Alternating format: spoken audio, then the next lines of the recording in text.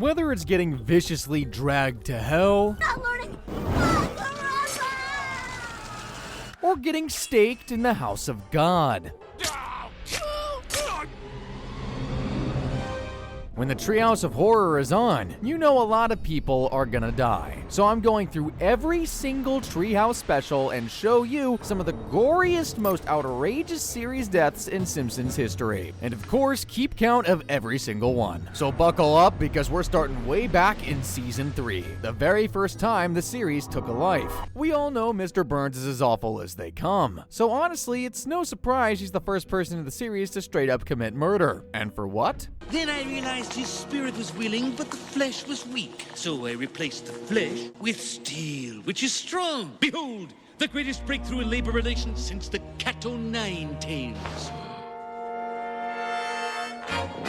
That's one ugly robot. Unfortunately, this hunk of scrap metal was created in a time before AI or super fast processing chips, which meant it needed one final component to actually work. We need a human brain.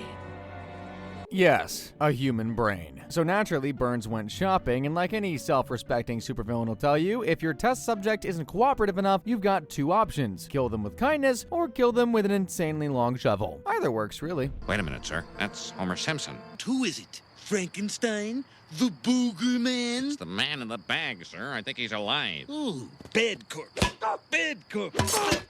Satisfied? Thank you, sir. Yeah, that's a clear-cut case of homicide, premeditated and all. To make matters worse, Burns didn't even bother checking for an organ donor consent form. Homer's brain was just harvested, straight up, to be plugged into the ugliest hunk of metal to become the worst man and machine hybrid of all time. But what did you expect? It's Homer Simpson's brain we're talking about here. It wasn't supposed to be this way. It was supposed to be a thing of beauty, not this abomination. Ironically though, Homer's legendary laziness actually saved his life. Since the whole project was a complete bust, Burns had no choice but to give Homer his brain back, which of course doomed Burns to a crushing death. Take that! Run, sir. Every bone shattered, organs leaking vital fluids. Smithers, I'm going to die. Is that karma, poetic justice, divine intervention? Now let me ask you, does dying from blunt force trauma to the head, losing your brain, and getting brought back to life count as a gruesome death? I'm gonna go with yes. But let's make things a little more interesting. What if the deaths were just a fiction of our imaginations? Do those still count? Well, we'll decide that in the next episode. The third Treehouse of Horror episode was just a bunch of stories, but it still had its fair share of deaths. And this time, Homer was the one doing the killing. Any boomer would instantly recognize the King Kong ripoff, Homer as the giant monkey, and Marge starring as Ann Darrow, and their rendition followed the original storyline. The villain, Mr. Burns obviously, tried to capture the exotic giant king Homer for his amusement, but he forgot one thing: giant apes don't exactly follow safety regulations. They're more of a crunching, swallowing type. You know, crush first, ask questions later. Hey, Homer, cut it out. Ow! Nice shot, Carl. D.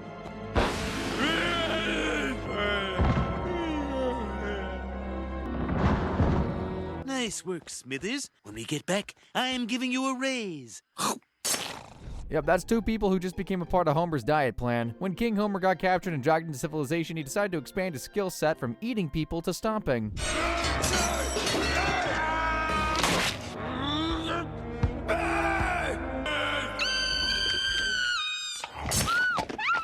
Even in this universe, Marge was still ready to marry Homer, even if it meant putting her family in danger. Folks, if you could just stop cleaning each other for a second. Wait, Marge, I can't find your father. I guess love conquers all. By the time King Homer was finally done, 5 victims lost their lives to Homer's grinding teeth and getting crushed. But the death toll hasn't ended because Bart decided to tell a scary tale about raising the dead. Oh boy. Caldor, Walmart. It's not working. Bart, you cast the wrong spell. Zombies! Please, Lise. They prefer to be called the living impaired. You know that memo going around about not messing with dark forces and whatnot? Yeah, Bart clearly missed it. And of all things, zombies? The equal opportunity eaters? If you can move, you're on the menu, regardless of whether it's the overly religious types. Well, howdy, strangers. What can I do you for? Brain. Why, Sudokes, you rascal. I thought you were dead and... The annoying high school principals. Prince, report to my office at once. And bring that big, juicy chess club brain of yours along with you. Or the colorful clown types and their sideshow sidekicks. Krusty sweepstakes. Nobody in Springfield was safe, except, well, Homer. Take me, take me.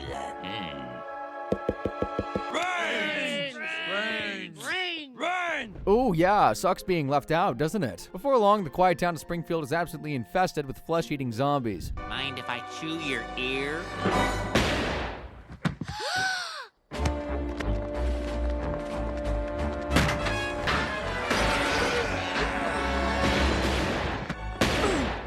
Eat lead, Einstein! Show's over, Shakespeare. Is this the end of zombie Shakespeare? Actually, your end came a very long time ago. Sorry, bro. By the way, I will not be counting the random zombies that came out of the ground, just the recognizable characters, so that's 3 for the bullies, 1 count for Skinner, and 1 for Kerbabble. Now, unlike a lot of these specials, this one had a pretty happy ending. Bart casted a spell that put everything back the way it was, mostly. That plagued our town are now just corpses rotting in our streets. Yeah, nobody turned back to normal. Now that the kill count has entered the double digits, you'd think that the writers would take it easy for the next Treehouse special, right? Yeah? No. The episode decided to go a completely different route. Less zombies, more psychological terror. And it all started with 2 tiny problems. First was the Dream of Doom. I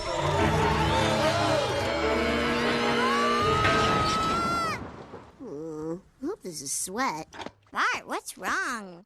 I just had a vision of my own horrible fiery death. Second was an imp that had nails so sharp they could slice through solid metal like it was warm butter.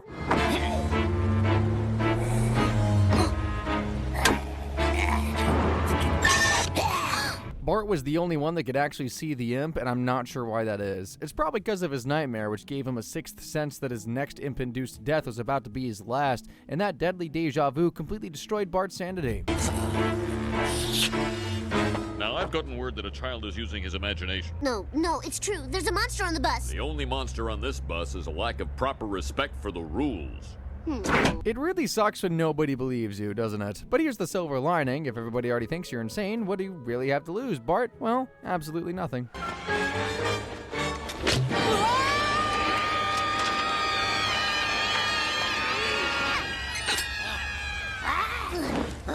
I'm doing all the pulling, you blouse-wearing poodle walker! And this is where the first actual death in the episode happened. I'll just come out and say it. Sometimes being the good guy will get you fracking obliterated. Case in point. Oh, dear Lord. It's some sort of hideous monster. Oh, isn't that cute? He's trying to claw my eyes out. I'll be Hobart! Off with his head. Now, it seems like the running theme of this episode was creative executions, because the next death happened when Mr. Burns invited Simpsons over to his creepy castle for what he very generously called dinner. Ooh, punch. Ew, Dad, this is blood. Correction, free blood. Oh no, it wasn't that type of dinner. This is what Mr. Burns really had in mind.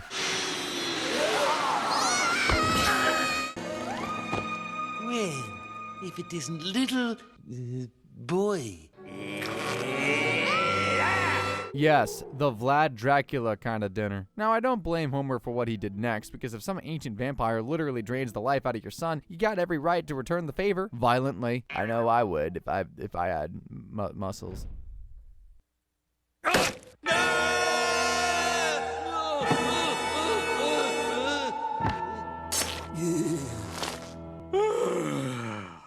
You're fired! Don't! But I feel a little bad for Mr. Burns. Lisa believed he was the prime vamp and killing him would solve their blood-sucking problem, but she was wrong. We're all vampires. But no, we killed Mr. Burns. You have to kill the head vampire. You're the head vampire? No, I'm the head vampire. Now, if you thought that reveal was shocking, wait till you see what the next episode did to our favorite red hair character. I'm sure whoever wrote the next Treehouse episode had some serious unresolved redhead issues, so we took it out on one person. Oh? Well, this guy. I'll get back to that soon. The first time he was killed off is in Mr. Burns' massive castle that looks something like out of Stephen King's The Shining. It was built on an ancient Indian burial ground and was the setting of satanic rituals, witch burnings, and 5 John Denver Christmas specials. Oh, John Denver.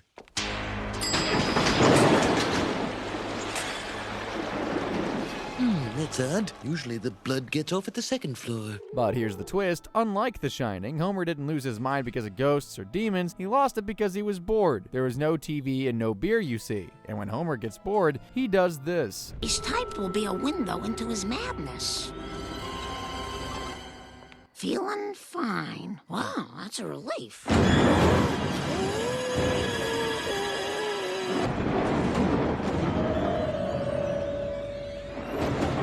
Definitely don't want to be stuck anywhere with this guy. While Homer descended into madness, Willie tried to save the family. You can guess how that went. The little fat boy and his family are in trouble. All right, Looney, show me what you got. Is that the best you can do? Not cool, Homer. Unfortunately, Homer wasn't the only person that got to axe groundskeeper Willie. The next time was when Homer exploited cartoon physics to turn a humble toaster into a time machine. There, better than new. Now to take her for a test toast. And What the?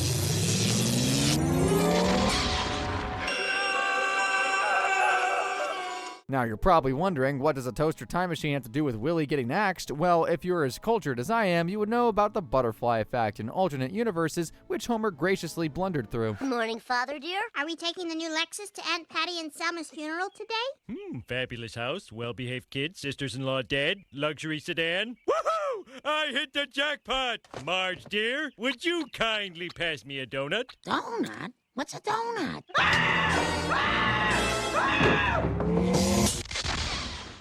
It's raining again. Should have given this world a chance, but his careless stumbling led to this. You're still not in your own world, Homer. I can get you home, but you have to do exactly as I... Ah! This is indeed a disturbing universe. Definitely disturbing, if our little angels are axing redheads. But Willie wasn't done dying yet. His final death happened when he stood up to his bosses who were adding detention students to the lunch menu. Jimbo, why don't you assist lunch lady Doris in the kitchen? Bite me, Skinner. Well, might we? It's hard for me to clean this giant pot when you keep spilling meat tenderizer all over me. Oh, great. Now I gotta work in the dark. Well, perhaps I ought to let you folks in on a secret. You remember me telling Jimbo Jones that I'd make something of him one day? Are you saying you killed Jimbo, processed his carcass, and served him for lunch? Not the reaction I would have given, and from that point on, the students become a steady source of protein. You just cut in line, didn't you? Report to detention, Ooter. For how long? Oh, about 7 minutes a pound should do it. Bart, does it strike you as odd that Ooter disappeared and suddenly they're serving us this mysterious food called Ooterbraten? Oh, relax, kids. I've got a gut feeling Ooter's around here somewhere. I definitely know what's feeding that gut feeling. At this point, I have to ask, what are the parents doing about their missing children? Help! They're cooking kids in the school cafeteria! Listen, kids, you're 8 and 10 years old now. I can't be fighting all your battles for you. But, Mom... No buts. You march right back to that school, look them straight in the eye, and say, "Don't eat me." Okay. When that didn't work, because duh, of course it's not gonna work, Willie tried to be the hero. Keyword here is tried. Then, kids, I'm coming to rescue the lot of you. Ow! Ugh, I'm bad at this. You are really bad at this, my guy. Since he failed, the students were at the mercy of the cannibalistic school system. Don't worry, guys. Something always comes along to save us. Nevertheless, I remain confident that something will come along and save the 2 Simpson children. Okay, maybe that final one was so crazy because it was Bart having a crazy dream, but it doesn't negate the deaths. And it doesn't free the writers from the allegation. They obviously had it out for Willie there, and honestly, it was kind of funny. But the next Treehouse episode cranked the funny to an absurd level. This time, Springfield was attacked by its own fun-sized advertising. In this episode, all the massive advertising statues came to life. The Doughboy, the Lard Lad, even the Green Giant. And I can assure you, their actions were not in compliance with any government ad regulations. Dude, you're huge! Party, baby! What What new product could justify such carnage? A cleanser? A fat-free fudge cake that doesn't let you down in the flavor department like so many others? Let me go. No, stop. No. 8 people gone, just like that. And it's not just the giant mascots doing all the killing.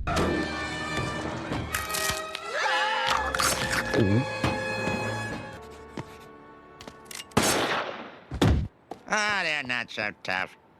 Chief, that wasn't a monster. That was the captain of the high school basketball team. With cops like these, who needs giant monsters? Now with all that destruction, you'd think the US government would roll out a tactical strike team, maybe even a nuke or two, but no. Turns out all the people of Springfield needed was an ad jingle to make their 50-foot problems disappear. Just don't look, just don't look, just don't look.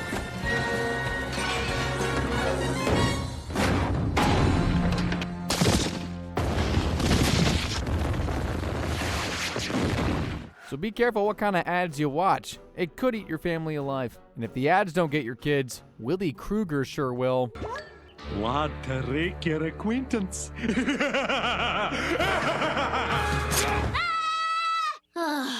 was only a dream. Yeah, I would freak out too. So why did our hero turn into a vengeful dream stalker hunting students? Well, for starters, Homer couldn't follow simple instructions. Do not touch Willie. Good advice.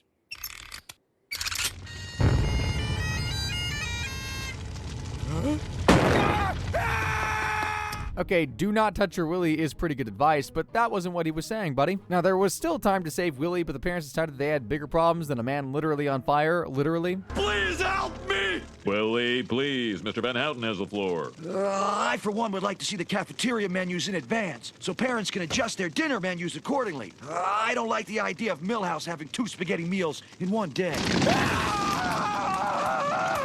You'll pay for this. Technically, it's the children that were about to pay for it. A vengeful Willie then spent the whole episode wiping out the students. First was Millhouse. You've mastered a dead tongue, but can you handle a live one?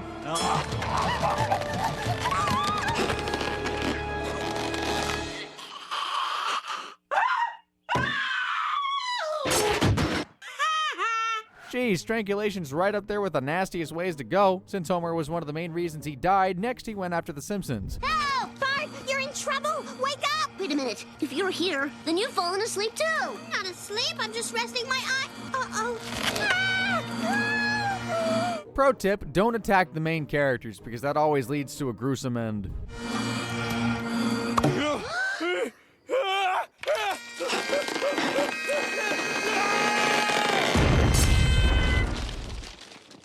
Just exploded into a million pieces. And just when you thought Springfield's had enough problems, the next horror came not from monsters or mascot ads, but from outer space. Or to be more specific, aliens that wanted to take over the government. Hey!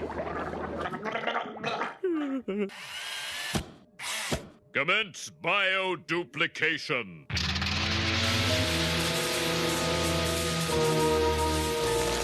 Sounds like perfect material for conspiracy theorists, right? Except this time it's actually happening. Mr. and Mrs. Green Tentacles decided to seize power by running for president, and naturally the only way to save America from these slimy politicians was to free the real candidates. Simple, right? What could possibly go wrong? Time to tear those aliens a third corn shoot. Yeah.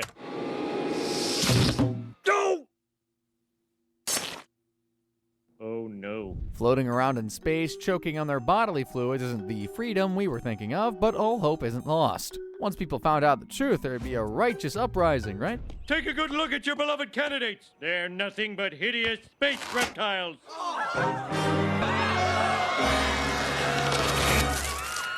It's true. We are aliens. But what are you going to do about it? It's a 2-party system. You have to vote for one of us. Surprise, surprise, your politicians are snakes. As if we didn't already know that, but I guess these 2 politicians had more than just embezzling money in mind. I don't understand why we have to build a ray gun to aim at a planet I never even heard of. Don't blame me. I voted for Kodos. Go! Guess the Earth belongs to them now. Now, if we're talking about gruesome endings, the next episode started with the bloodiest opening sequence yet. Tonight's special Halloween show has been rated TVG. This means there will be no raunchy NBC-style sex or senseless CBS-style violence. So sit back and enjoy a night of worry-free... Jiminy Christmas! Ah! Darn it! Take that, annoying censorship standards. Right after that blood-soaked intro, the episode shifted into a full-blown nuke crisis between Springfield and the whole of France. This just in, tensions continue to mount between Springfield and France over Mayor Quimby's now famous frog's legs joke. The French president has threatened swift and massive retaliation if he doesn't receive an immediate apology. And just like Marge would say, the French are pretentious and unpredictable, so Homer went to the market for a bomb shelter. Yes, they sell bomb shelters off the shelf with a little bit of green peas and canned steak to sweeten the deal. It can take a 6-megaton blast, no more, no less. Ooh. Blankets, radio, a Gary Larson calendar. Now, I don't know if Homer was just too late or if the French moved faster than anyone thought possible, but either way, this happened.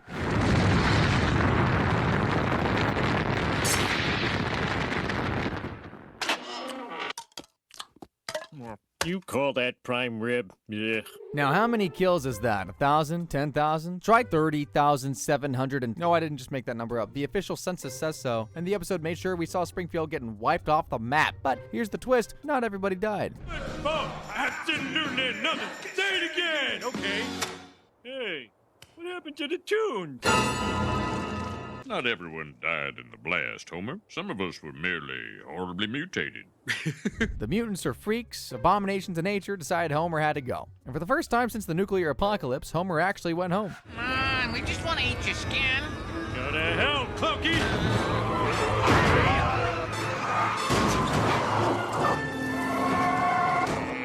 Safe at last. That better not be the mutants. Homie, is that you? Marge, kids, you're alive! All the layers of lead paint in this house made it the perfect bomb shelter. Oh, come here. Touching, right? Almost enough to make you believe in peace after a cannibalistic end of the world. Unfortunately, humans aren't exactly known for living in peace. To build a utopian society free of violence, hate, and prejudice. And let me just say, my family and I share your vision for a better now! Since the nuke didn't finish the job, someone else had to. And with that massive kill boost, we just skipped 1,000 to 10,000 and hit our first 30,000 kill count. But I don't expect you to be shocked because this isn't the first post-apocalyptic movie out there, and we're probably used to seeing giant mushroom clouds by now. On screen, at least. Though I'd say we aren't used to spirits serving up vengeance with a side dish of murder, which is basically the premise of the 9th episode of the series, and our little murder spirit is a delinquent called Snake. The kind of snake that burns orphanages to the ground and does all manner of horrible things. Hands up, scuzzbag. Oh, chill out, dude. I'll pay the fine. Not this time you won't. This is your 3rd strike. First you torched that orphanage, then you blew up that bus full of nuns. Hey, that was self-defense. Well, you'll be seeing lots of nuns where you're going, pal. Hell, because the penalty for strike 3 is death. Smoking gets capital punishment, but blowing up nuns doesn't. Honestly fair. Extra fair, because now he's finally getting the punishment he deserved. So long, Snake. You'll never harm another person with secondhand smoke.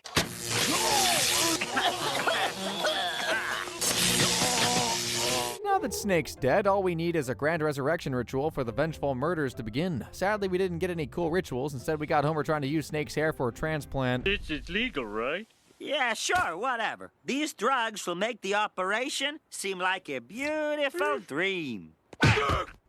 Ah, hi, everybody.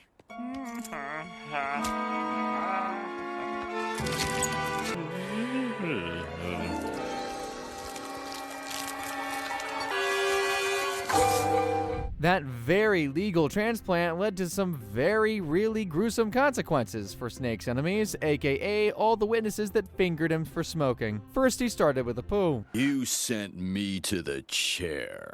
Snake? But you're dead. I know you are, but what am I? No! If you're wondering, he stuffed the poo into a slushy machine. Next on the list was Mo, and boy was it nasty. I'm gonna, totally waste you. Ah, somebody's a grumpy Gus. What? Oh! Ah, for crying out loud. God. Yikes, Mo was so single, only a vengeful spirit could win his heart. Too soon? Well, there was one last name on the list, and it was Homer's own son. My school picture! here. Daddy would like a word with you, Barty. You've got to fight the hair, Dad. But I look so youthful and hunky. The kid's gotta die. But I love my son. You go, Homer, fight that hair. Eventually, he chose to sacrifice his good looks to save his son. As for Snake, he gets to die again. It wasn't me. It was the hair. Freeze, hairball.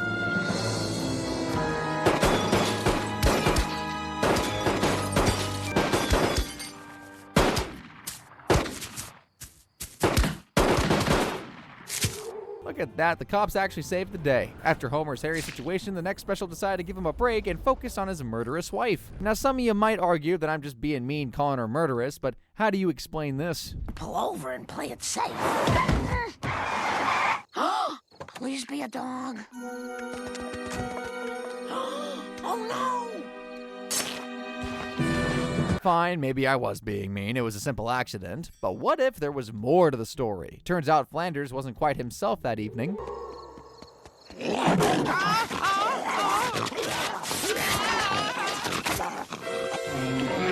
Yep, Ned Flanders went through the Scott McCall makeover in a matter of seconds, which means he was kinda craving protein. Lots of it. Pull over and play it safe.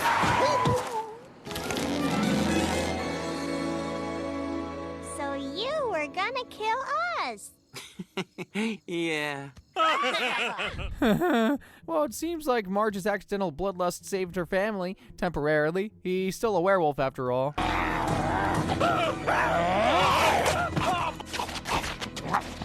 Eyes bigger than your stomach, eh, Wolfie? No.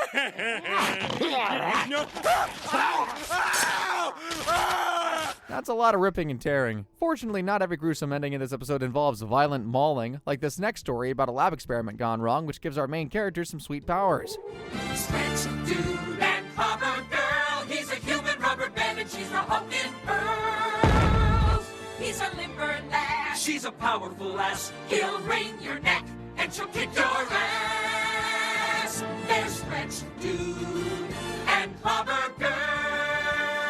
Bart using his powers for good. Looks like the most unrealistic part of that theme song. The heroic duo were out saving damsels from distresses when they fell into the hands of the Collector. Good night, wretch dude and slobber girl. Sweet screams. Ha ha ha!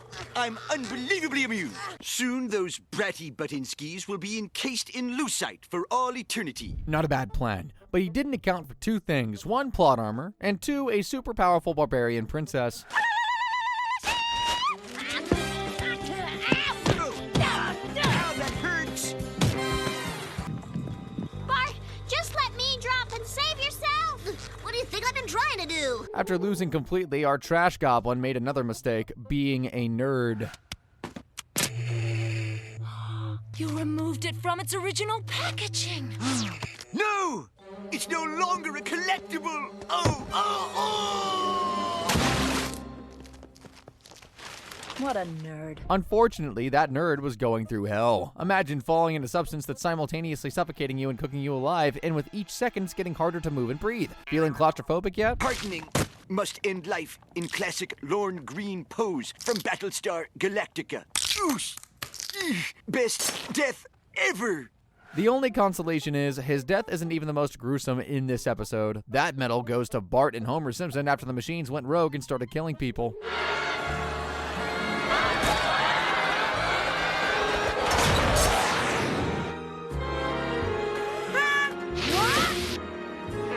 Well, to be more precise, computers fell victim to the infamous Y2K panic of 1999. The short explanation is, when the calendar flipped from 1999 to 2000, the limited programming of computers couldn't keep up. They thought it had gone back in time from 1999 to 1900, so they went crazy.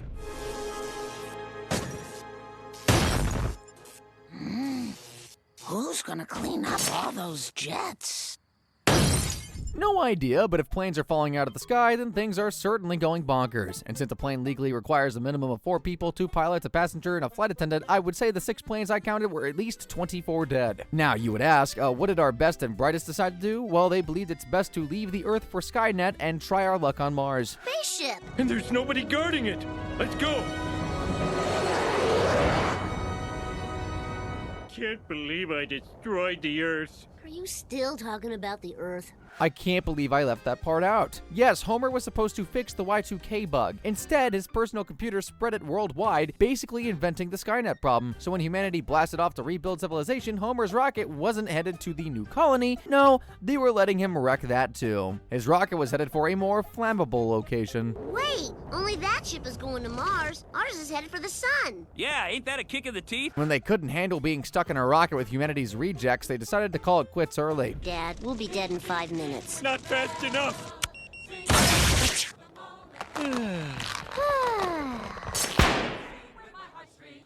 I was actually expecting to see some confetti after the head pop, but oh well, we don't always get what we want. But sometimes the thing we actually get is the thing that would end us. At least that's what happened in Treehouse of Horror 11. Ooh, my horoscope.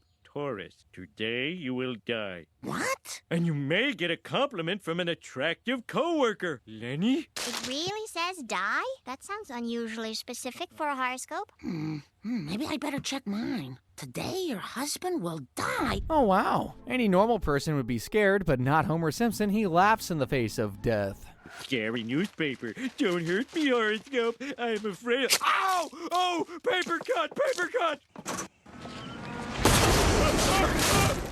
Miss me! Stupid horoscope.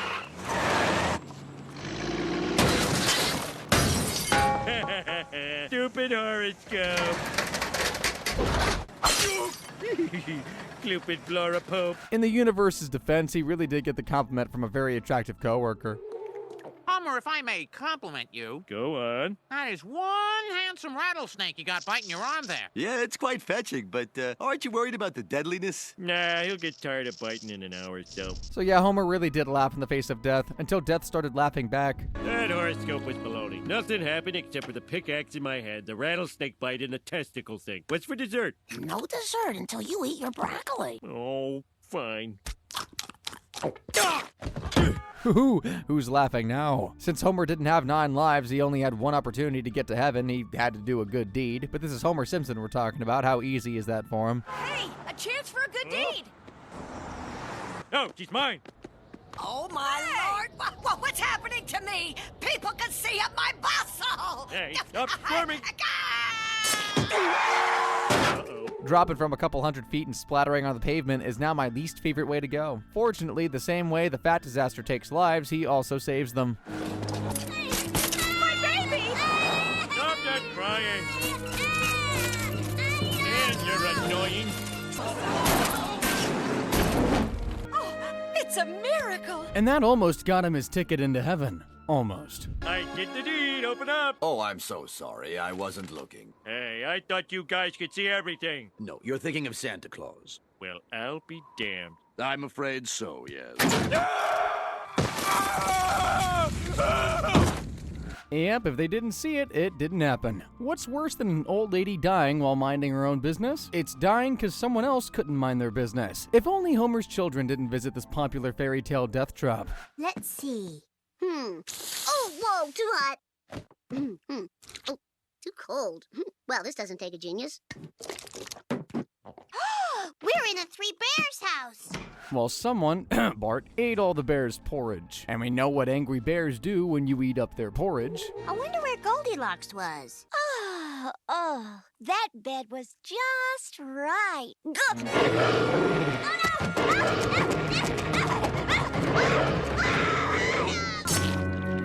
Wrong place, wrong time. But that wasn't the end of their havoc. Somewhere in that same forest was a house made of candy and an evil witch who lived inside of it. It wasn't made from the same type of witch that, you know, fattens people up, makes stew. That's it! Into the oven with you!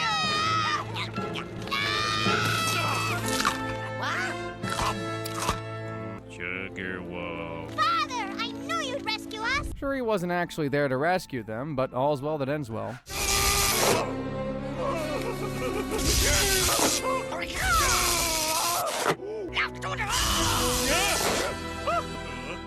That all you got? Oh, God, no! Well, the witch ended up in the oven, all roasted and crisp. Don't you just love a good fairy tale? Our next spooky story is about a bunch of homicidal dolphins.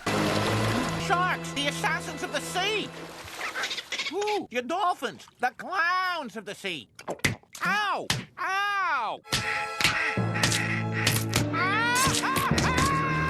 Seems the dolphins were absolutely done with humans, so they pulled off a coup d'etat for the top spot on the food chain, and they were going to take out anybody that stood in their way. The dolphins are upon us, and only this old sea dog knows how to stop them. Frackin' psychos. And from that moment on, they just went ballistic, chopping off neck after neck after neck after neck. Anything to get out of work. If we speak in low-frequency voices, I don't think they can... Ow!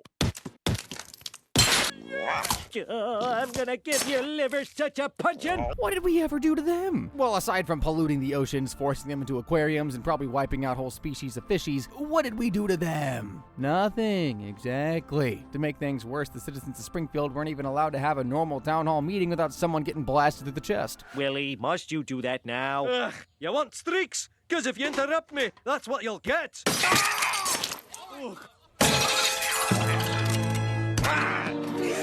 Once again, poor Willie. Sadly, that was the day humanity lost control of Springfield.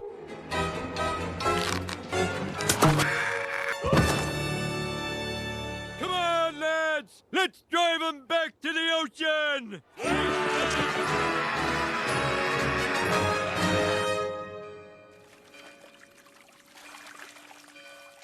Kinda wish I hadn't freed their leader and, doomed mankind. Oh, honey, I wouldn't say doomed. It's gonna be an adjustment, no question. But,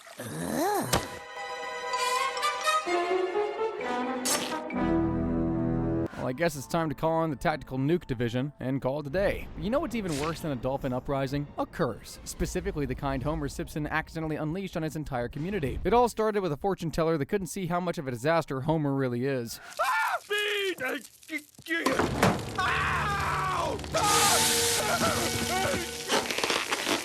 Wait a minute, this isn't Cedar Sinai. You've ruined me, you stupid, stupid man. I curse you. You will bring bad luck to everyone you love. Whatever. Now, most curses have a loading time. It starts with something small like a centaur or your wife growing a beard. we're all being punished because you trashed our office. That curse is just a lot of silly superstition. Right, Lisa?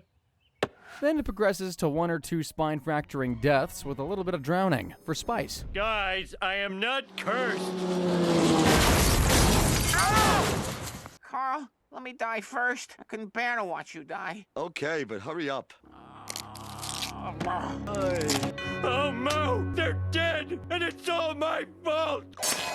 When did that happen? Come on, Homer, is that really the most important thing here? At this point, you probably think he'd take his cursed life seriously. Well, he didn't. Not until a final tragedy hit his family. Can't live this way anymore. Drowning in cereal. Another fear unlocked. Ultimately, Homer broke the curse by finding the fortune teller true love. Well, broke the curse isn't exactly a complete accurate way to put it. Everything worked out for the best. What part is that? Well, me saying I'm sorry won't bring him back. The gypsy said it would. She's not the boss of me. Now, to soothe my almost traumatized nerves, the writers decided to give us a nostalgic story about a boy and a lightning bolt on his forehead. Harry Potter, are you chewing gum? No, ma'am. It's brimstone. Well, wonderful. In this version, that I am sure wasn't endorsed by J.K. Rowling, the person the Dark Lord wanted wasn't Harry, he wanted something else. Dark Lord Monty-Mort, absorber of souls, sucker of essence.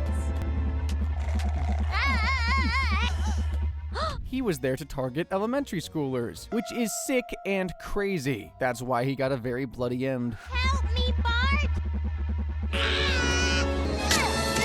Yo! My enchanted chin! How did you know that was the source of my power? Well, that was easy. And they lived happily ever after. So far, it's pretty clear how much destruction one Homer is capable of. What about when there's an army of plundering oafs? How bad could it possibly be? Well, take a look. Ah, look at that cord. Oh, Gil's hard work is finally paying off. Well, at least I got my health. That destructive yellow horde started because Homer wanted to enjoy his day off, so he bought a special hammock. Obviously, the Simpsons universe just couldn't allow the Earth to enjoy a day off, so they basically gave Homer superpowers. Mr. Hammock, say hello to Madam Ass.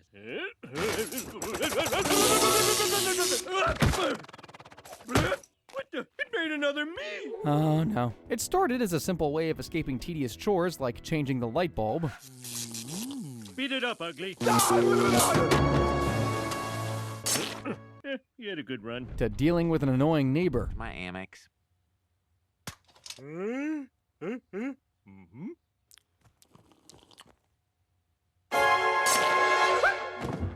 Dealt with them all right. And when the horde got out of control, Lisa came up with an idea that led to the largest culling of Homer Simpsons ever. That's it. I know exactly what we should do.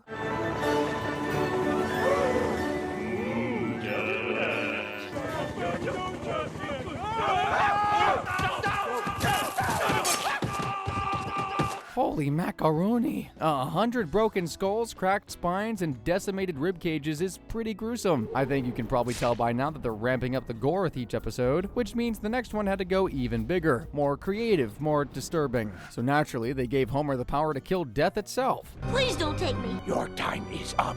This is for Snowball 1 and JFK! Ow. Yes, Death died. How ironic. Since Homer could defeat Death, he also had to take his powers. Yeah, you got every right to be worried, him being Homer and all, but he started out pretty well. Your time has come. Where's the regular guy? Where's Doug? Never mind, I'm Death now. Oh, I liked Doug. That looked peaceful. All he had to do was touch old men and women into the afterlife, but he decided to play God, which honestly is not surprising. Man, these seats suck. Leave everything to me. Pardon me, coming through. Rest in peace. You're dead. Take a dirt nap. Feed the worms.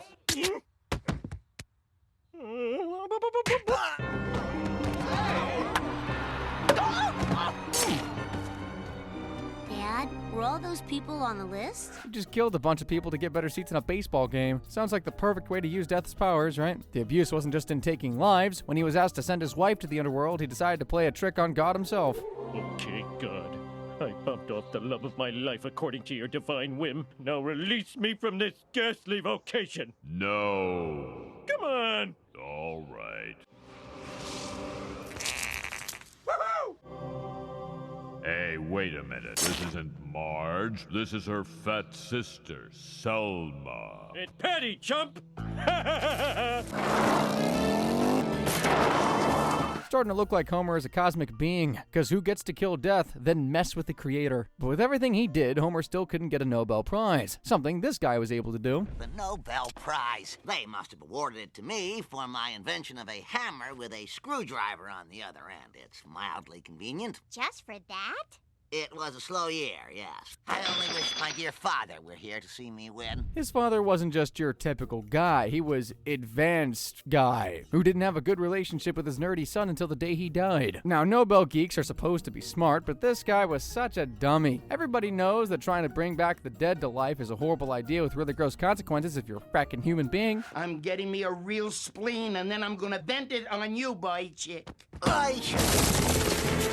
It almost sounded like he plans to tear organs out of living people. That's exactly his plan. And not just anybody, but the healthiest, juiciest members of society. You look like a healthy specimen. I did finish first in the walk for the cure of homosexuality. Say baby. I'm dying. Nice posture. Oh, thank you. Mother always said a curvy spine is the devil's roller coaster. Hey, you can't have that. Fortunately, ripping out people's organs didn't blind him from the more important thing, attending his beloved son's award ceremony, because he obviously loves his son. Obviously. Big hearts and such big brains with large, juicy, dripping with knowledge heads. That's it. I'm going smorgasbord on these Poindexter unlocks more secrets of the universe. Muffins are surprisingly high in calories. The pyramids were actually built by Sears. He's right. It all checks out. I thought brains were a zombie thing, not Frankenstein. Sadly, his son was forced to make a horribly difficult decision. Just about do it. Balzac! Oh, Father, you're dying again. I can bring you back to life, sir. Son, it doesn't take 5 brains in your head to know that's a bad idea. Definitely hit the reset switch. I guess it's normal for the undead to attack the living, but what if the cause of the next gruesomeness thing was the almost dead? Nearly dead, but not as undead. Perfectly not confusing. So Homer wasn't the direct cause of these next problems, but he was indirectly to blame. Homer, what are you doing? Trying to get a frisbee off the roof. Oh, there's the frisbee. That incredibly stupid thing sent Flanders to the hospital where he woke up with a new ability. Get out of your head. Welcome back, dog.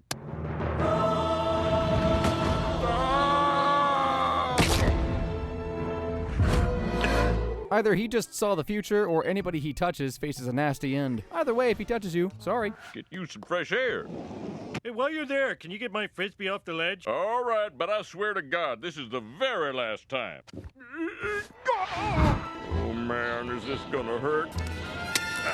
That's better. Ooh, that was a lot of cracking. And the more Flanders fought it, the worse it got.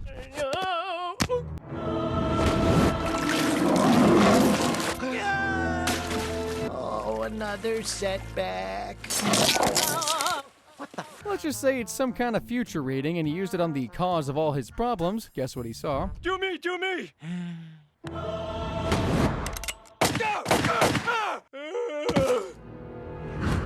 So, what'd I die of? Too much happiness? Naked girl avalanche? You die eating a submarine sandwich. What kind of bread? Yes, Flanders lied. How do you tell someone you would put 3 bullets in their back? 3 of them, to be precise. And in his defense, he tried really hard to fight it. I had a vision of myself shooting your father. In this neighborhood, who hasn't? Well, you can't fight fate. Please remember our family motto, not in the face. Don't worry, sweetie. I am not going to kill your father. Flanders is pointing a gun at me. You couldn't even shoot me by accident, even if I whacked the barrel like this. Blip. Blip, blip, blip. Flanders managed to exercise self-control worthy of Buddhist monks, and I would love to tell you that was the end, but it's not. I changed the future.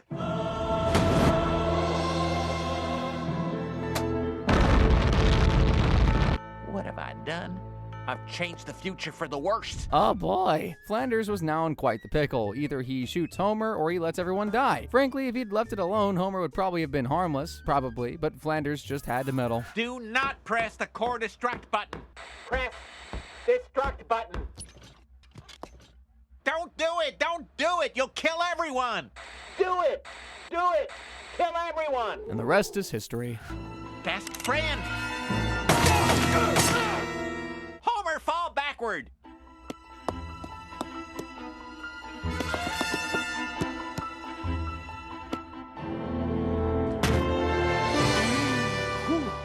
Flanders did the right thing, right? Because it was either that or allow Homer to end the whole town of Springfield. Oh, you stupid son of a... Oh, never mind. And with that, the kill count blasted up to 61,000. It also shot everybody back to the 1800s, back to the exact time a popular serial killer terrorized London, Dude the Ripper. You don't need no fancy knife to get me attention. Not with those handsome mutton chops. Come on, give us a snog. That's not a snog!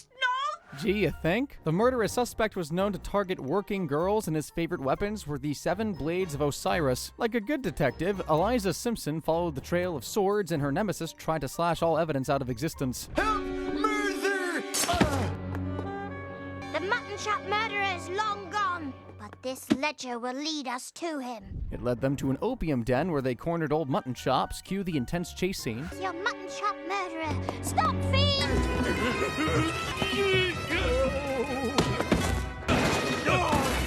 Opium room!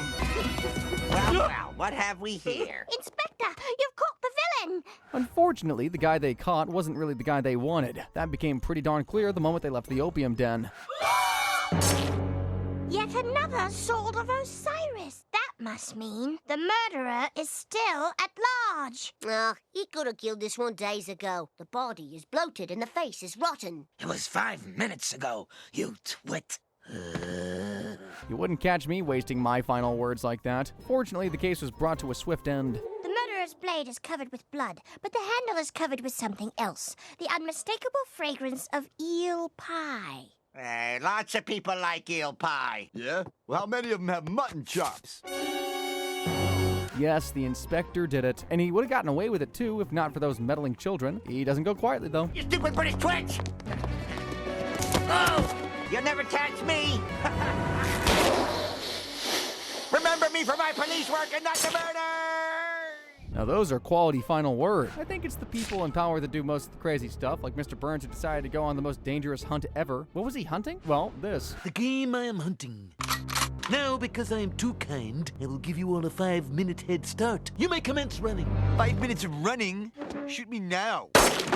Hey, he died as he lived. Lazy. Normally, everybody would have panicked and gone crazy, but there's a lawyer in the room. We have to approach this like civil adults. What gives you the legal right to do this? You tell me. You're my lawyer. You have previously claimed killing people as part of your religion. I think I can draw something up. There, this should hold up in just about any courtroom. Excellent. That's one way to avoid lawyer fees. With the paperwork out of the way, let the gruesome hunting begin. I smell fear mixed with curry. Uh-oh. You got me, but I shall be reincarnated. Ha ha! You can't kill a Hindu! Help me, Jesus! So, like, does he just smell of curry all the time? Well, apart from Apu, the others were doing their best to stay alive, and they were failing woefully. And, oh, it was being broadcast live as well. Put your money on the guy with the gun. Dying is just like golfing, except in golf. Oh, you hate to see that. That's the kind of showboating that'll turn people off this sport.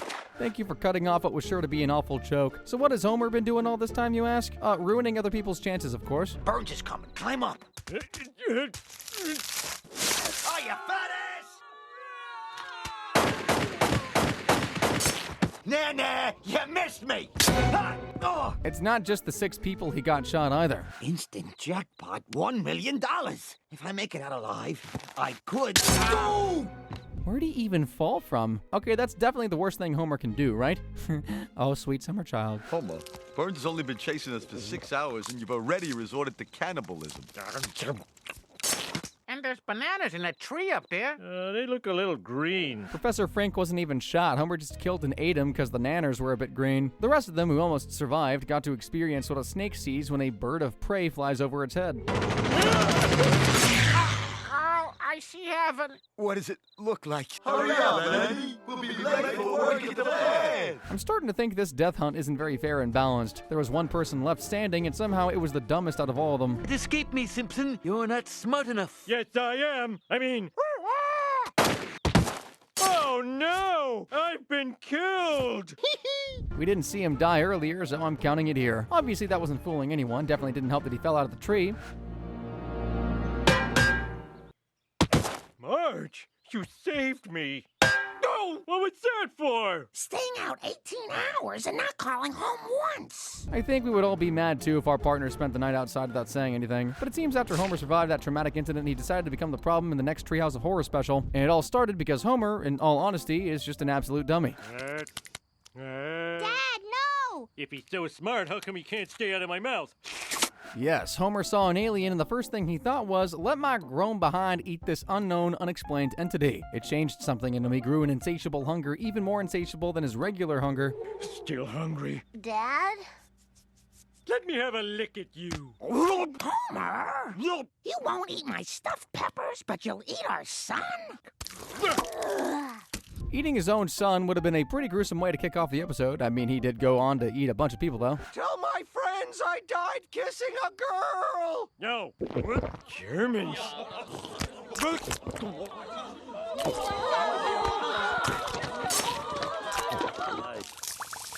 And you thought he couldn't get any bigger. Joke's on you. When you live amongst the sheeple of Springfield, it might as well be an all-you-can-eat buffet. Double chins with the chafing thighs, hips by lays. Try to eat just one, but it can't be. Masticate, chomping on the overweight. Jowls, my stomach starts to growl. I'm getting hung. Baby likes fat. They barely even fight back. How they barely even run. A bus might as well be a can of sardines to Homer. Howdy-ho, Blobberino. Imagine leaving the office just to become a snack for a giant blob. But thanks to the combined effort of Marge and Dr. Phil, Homer is able to become somewhat useful to society. In you go, boys. We got everything. Warm beds, square meals, homeless women. I got a bad feeling about this, Blue. Get in there. Well, that's pretty dark. Definitely turned his life around, though. But let's be honest, gruesome horror episodes wouldn't be complete without an ancient cursed guardian, so I present to you the story of the Golem. Back in the 1600s, a rabbi created this magic creature out of humble clay. The golem would perform any task that was written on a scroll and placed in its mouth. That's pretty nifty, by the way. The Golem would do any task, even the murdery kind. Where was this guy when a certain German artist was going crazy? Well, if his information's correct, the Golem was in Springfield, and this time he's doing Krusty's dirty work. Oh, he works for me. You suck, clown! You made my lady cry. He told that story to the wrong kid because Bart decided to borrow him to run a small errand. You know, just let him kill you already. Whoa!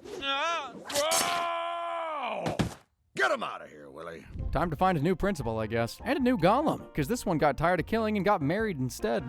Not so fast. You're wanted for the murder of Seymour Skinner. We've got a lacquer bar downstairs. They're pan-fried. Case dismissed. Wonderful. I guess any ounce of freedom he had is ancient history. Speaking of ancient history, do you know about the greatest prank that happened in 1938? It was a radio broadcast called The War of the Worlds, and as always, the Simpsons took that real-life event and added their own signature spin into the parody. Initially, it started off beautifully. I'm in the small town of Grover's Mill. It's opening. A tentacle is emerging. Have a cigarette to calm your nerves. Grinding up the bodies of human beings. Now they're playing the xylophone while bowling near an airport. That news bulletin was supposed to be a prank, but in a time when the news was the only source of information, that national prank turned into an unnatural disaster. Saucy little radio prank will give these folks, as you call them. You know, Homer, we haven't actually seen these aliens. That's alien talk. Big bands, you do. Oh. Homer's out here committing a genocide. And I don't know if the people of 1938 were so gullible that they believed everything they heard hook, line, and sinker, but I do know for a fact that the people of Springfield are 100% gullible, so they decided the best way to escape from human-murdering aliens is to not be human. I have an idea. We should pretend to be animals. Everyone, remove your clothes and wallow in filth. Oh wow. And nobody questioned the logic of exposing themselves to deceive highly intelligent aliens? Well, all that exhibitionism came to an end because Lisa couldn't keep her mouth shut. You know that radio broadcast was a hoax. Yeah, it was an Orson Welles radio play of War of the Worlds. See? Oh, I'm proud of what I achieved during my rioting. I don't know how an alien invasion automatically meant cut off heads, but then again, it's Homer. Sadly, that wasn't even the most pressing problem. It seems the real aliens were actually monitoring the situation, and they decided to pull the boy that cried wolf thing. Time to strike. They'll think it's another hoax. Dad! Flying saucer blew up that statue! Pa? Please, this is no hoax. This is a real invasion. Why don't I just punch you in the nose? This is usually the time someone becomes an unexpected hero, rallying up his people for one last noble stand. Instead, the heroes died, completely drained of all their essence. You've doomed us all. Well, they didn't eat the skin.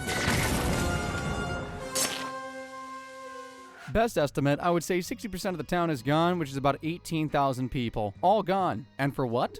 I'm starting to think Operation Enduring Occupation was a bad idea. They were working on weapons of mass disintegration. Sure they were. That excuse sounds very familiar. Now, if you think that after all that, the aliens would finally realize invading Springfield wasn't worth it, you'd be wrong. Because in literally the next episode, they tried again. And this time, they recruited some gullible minions. Would like to phone home. To do so, I would need the following items. Fiber optic cable, uranium-235. Can I hammer that? No. Yes, that doesn't look like an intergalactic phone, and yes, Lisa should be smarter than that, but they weren't harming anybody. Yet. Not until the government found out what they were doing. We can fly over them with the power of love, right? Or? Gross. Unfortunately, nobody told the aliens about what happens when you mess with the American Armed Forces.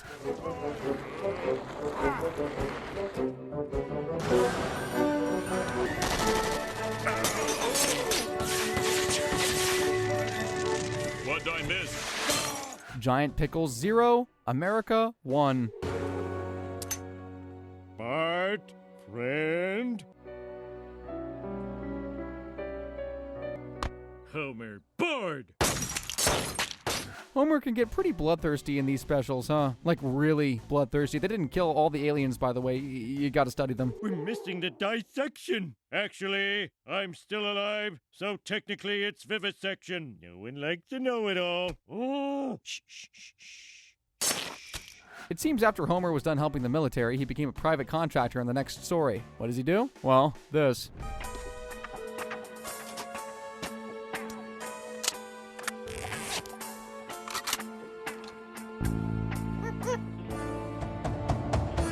That poor guy at the end of Homer's scope had the audacity to uncover a government scandal. Normally, he was supposed to vanish quietly, but things rarely happen according to plan. Out of my way, mystery skank. Hey!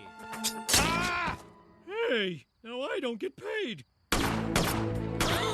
Hey, baby. Eliminating 7 other completely unrelated people is about as professional as you're gonna get from Homer. We don't get kept in suspense for too long, though. We soon find out who the female assassin was. Marge is a professional assassin. Surprise, surprise. And you know what loving couples do when they find out that they're both killers? Obviously, they sit down and have a healthy conversation about it. You're a killer for hire. You ruined that pie. How could you not tell me you were an assassin? How could you not tell me? I told you 20 times. You never listen. Listen, Nobody even gave a hoot when they gunned down to Grandpa. Now, obviously, you can't have a full-on firefight in a residential area without some nosy neighbor getting involved. We got a complaint from an anonymous neighborino about an elaborately choreographed high-octane ultra fight. I would have taken a bribe. Note to self, if a couple is tearing their walls apart with bullets, mind your own business. Second note to self, if a crazy couple comes to you for therapy, run. So killing people together has really spiced things up in the bedroom. That's terrific, but I called you here to discuss your son's misbehavior on the school bus. It's rare seeing Marge also being a menace to society, because let's face it, Homer has that role locked down pat. Like the time he got into a heated argument with Krusty the Clown and he somehow turned him into ground beef. Made my daughter cry. Hey, my intellectual property rights were being infringed. Do you know how that feels? Do you?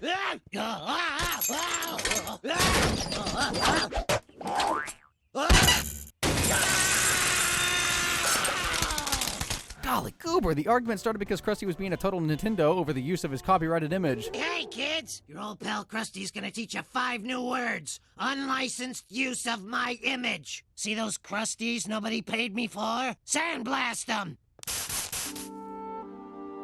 Well, he's not going to get paid anything now that he's a pile of organic mulch. Instead of being remorseful for the death he caused, Homer went a different direction. He decided to monetize his talent. And then we thought, who's good at killing celebrities? Me! That's right. Homer, would you be willing to acquire some more, accounts for us? The accounts in question were some of the most powerful names in the entertainment industry. Have you heard of George Clooney?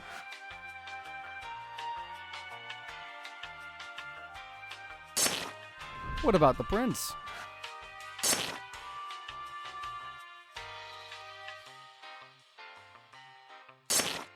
I don't know why I'm asking, you totally know who these people are. By the way, he was killing those celebrities so that ad agencies could use their likenesses for commercials. That is, until his victims decided enough was enough, so they made it rain. Great party, Homer. Yeah.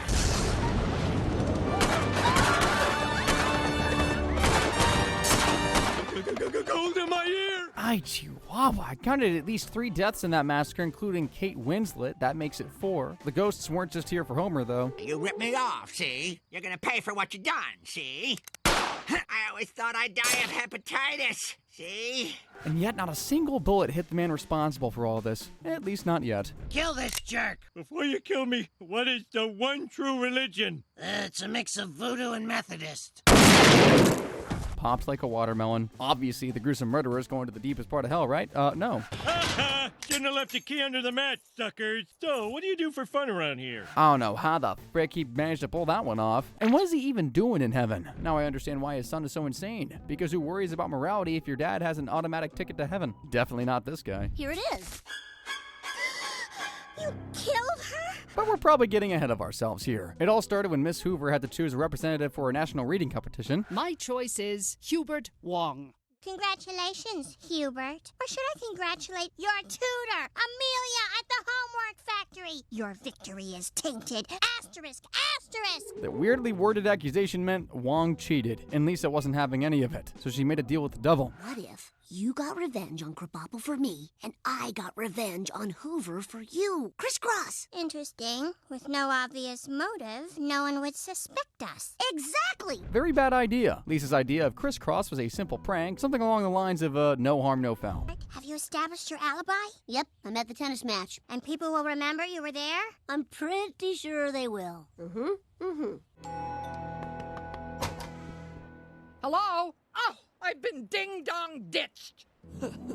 Crisscross. Now that is a real ding-dong ditch. The problem is, that wasn't Bart's definition of a ding-dong ditch. He wanted something like this. Apple's face. And you should have seen the look on Hoover's face. Here it is. You killed her? Right, like we agreed. I never said kill. Yeah, 'cause you're smart. You don't say kill, you say prank. Ding-dong ditch. Ding-dong ditch means you kill her. Then you throw that ding-dong into a ditch. Since Lisa didn't take care of business, Bart did the Godfather move, reminding her there were other ways to make her comply. And if she didn't comply, well, there would be serious consequences. No dice. Either take care of Krabappel, or groundskeeper Willie will say he saw you kill Miss Hoover. Why would Willie do that? Let's just say he owes me a favor. The plot thickens, but Lisa had another solution. Not the brightest solution, but it could work. Besides, who needs a brother anyway? Do it! You're no different from me. We're made from the same dinner. It's pronounced DNA, you idiot. And we are not the same. I am not a murderer, and I never will be. Well done, Lisa. Yeah, well done, Lisa. Because why would you help your brother out when you can just end him? She probably just didn't like being told what to do. That last story wasn't gruesome enough for me, though, so this next one kicks off with a crime against nature itself. Here at Krusty Burger for the launch of the highly anticipated Burger Squared. What can you tell us about this fantastic new sandwich? We start with grade A beef, feed that to other cows, then kill them and serve the unholy results on a 7-grain bun. Burger Squared! Everybody should have a problem with this, but this is Springfield, so you know the only person that actually cares. Cows eating cows? That's an abomination. And now this lucky reporter will be the first human to sample this delicious crime against nature. Juicy, flavorful. That abomination is a burger made from cannibalistic cows. Unlike normal beef that makes you crave vegetables, this beef turns everybody that eats it into a cannibal, which means every member of our 8 billion population turns into a delicious item on the menu.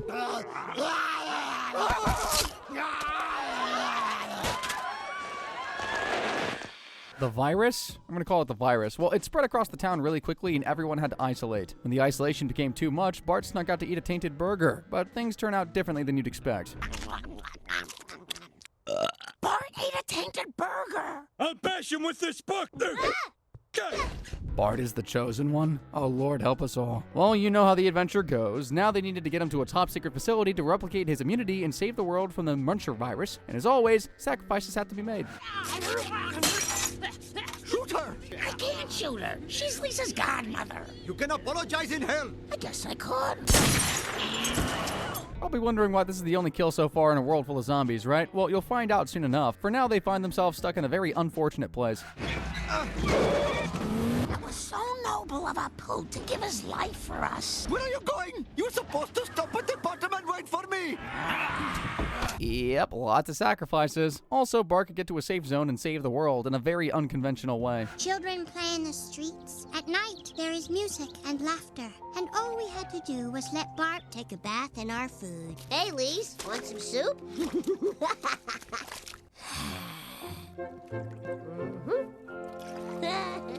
That is nasty. Turns out the only person that actually died was the one Marge blasted in the face with the shotgun, but let's be honest, as bad as the Simpsons are, their insanity-destructive antics weren't always intentional. Like the time Homer and Marge were on their second honeymoon on a boat cruise. A time that was supposed to be spent drinking champagne and staring at the stars was spent rescuing a sexy hunk of man. That's it, a little more. How's that? You're safe now, my friend. This poor man must have been out there for days. He's nothing but hard bronze muscle. He was the designated cook for a massive cruise ship called the Albatross, and he had a very crazy story to tell. One night, he asked for pie for dessert. As the pie cooled innocently on a porthole sill, my employer attempted to inject it with poison, but I caught him in the act. Unfortunately, he had the strength of 10 businessmen. Anyway, when I came to, everyone on board was dead. I fled the horrific scene. And after days at sea, found my savior, you, Marge. As touching as that story was, Homer didn't believe him. I mean, I wouldn't believe a man that looked like that claiming he has a loss to a businessman, especially when his pies ended up being very bad for the environment. I baked you this pie. That is so sweet. Why do pie makers get all the girls? Why did you do that? Homer, I am so sick of this unmotivated, jealous... The pie was poisoned. Poor shark. Yet that was all the evidence they needed. It was either him or them, and they chose them.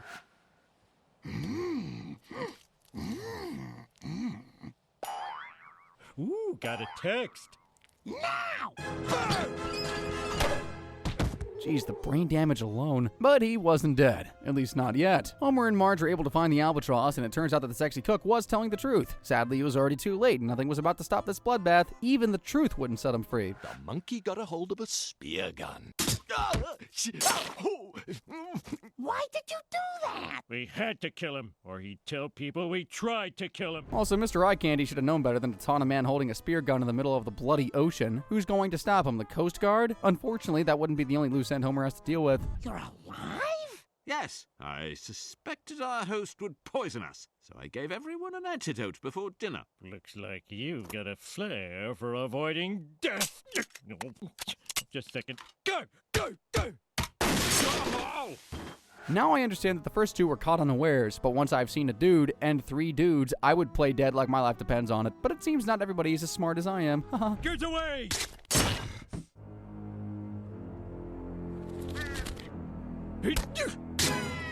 The more he killed, the more deaths he needed to cover the first kill, but Marge, bless her sweet soul, just couldn't handle it. Marge, what are you doing? That pie is poisoned! I can't live with the guilt. She just wanted to ride bikes through New England, but those seats hurt my ass. What more can I say? This next story was basically a Twilight parody, except it ended very differently. Lisa impressed the neighborhood vampires and even wanted to be one, but she didn't really think it through. Now I know what you see in this girl. Bite her, my son, and you both will be 8 forever. 8? Forever? Whoa. I can't spend eternity using kid scissors. They barely cut anything. Too late! The bloodlust is upon me. Homer's there too, by the way, and he decides to step in and protect his baby girl. Back off, you unholy dreamboat! Ha!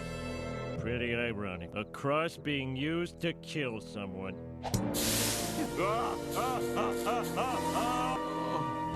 Father, you're hurt. Yes, but at least you are safe, my son. Whoa. Homer's so moved by this act of fatherly love that he sacrifices it all for her. Kid's more than me!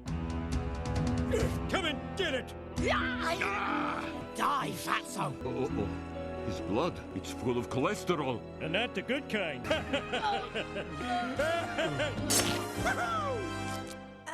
Woohoo indeed. Homer's unhealthy eating habit saves the day, but he's a vampire now, and that comes with some sweet vampire abilities. They turned you into a vampire. Yes, I can fly! See you back at the house! No!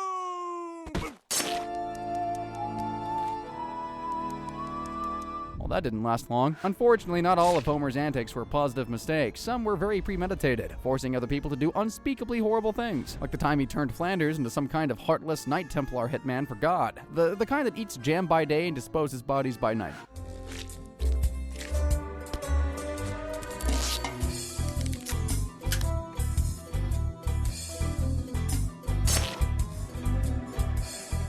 Are you sure that's Flanders? Well, in Homer's defense, he initially tried to use his influence over Flanders for good while ridding the world of some really awful people, like this nasty Mr. Burns.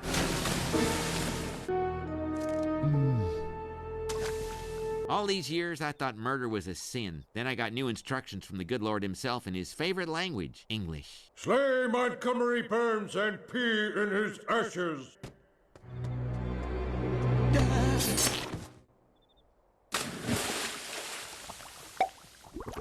There's so much decapitation in this series. A horrible CEO here, an established thief there.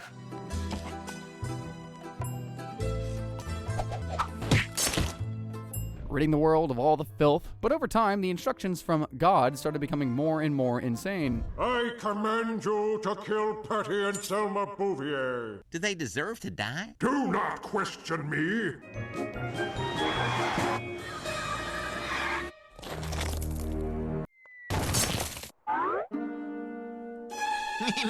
That was when Flanders became suspicious, only to find out someone was pulling the strings the whole time. Homer Simpson? You made a killer out of me. Yeah, and what are you gonna do about it? I'm gonna kill you. Because of you, I'm going to hell. Flanders, there is no hell, and there is no God. If there were, would he let me do this? Why, little... Finally, someone did what needed to be done, which allows us to move from this 1976 God Told Me To type of ripoff to another very popular parody, the one that involves blue people, planetary invasion, and a lot of arrows. I'm talking about flying across space to desecrate another planet's backyard, all for a dumb reason. Here on this fakakta planet for one reason. Hilarium. Spray this in an audience and I'll laugh at anything. And I need some now. Spies will go planetside, locate said Hilarium, and contact us so that we may begin extraction. After that, they just tore out all of James Cameron's concepts and superglued it to their script. Do you remember this consciousness transfer scene? Yep. Now prepare to take an incredible journey across the room.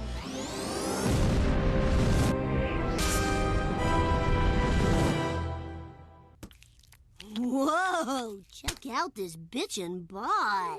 That is not blue. Okay, maybe they tweaked one or two things, but the episode's storyline was still plagiarism itself. Same gender, same wheelchair, same hot alien babe. I am a female. You don't have to yell. This is my seductive voice. I am called Kamala. Even when we're monsters, he gets the girl. That is when Bart gets to enjoy such overwhelming pleasures that I am sure his disabled, crippled body all the way across the planet could feel the heat. That one shot scored 1 million goals. Man, you are full of surprises. I can't believe I'm getting combat pay for this. Well done, young man. Our daughter is with child. Feel the wonder of 1 million fetuses. Kamala has a slug in the oven. We must make sure she gets her daily dose of hilarium. Without it, her crankiness will become unbearable. I guess one Plan B pill would have raised this kill count by 1 million. I guess it took knocking up the alien chick for them to finally succeed in their mission. In a bid to celebrate, Milhouse called in the army for an interplanetary gun party, but things did not end the way they thought it would. We have no tanks. Our planet will protect us.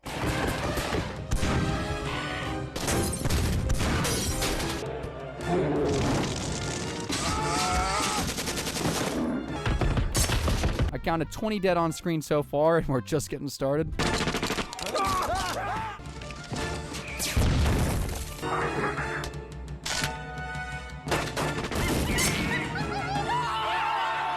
Even Superintendent Chalmers couldn't do anything to dent the alien defenders. His servo suit wasn't serving anything. Time for a good old-fashioned servo suit bulldozer-saurus fight.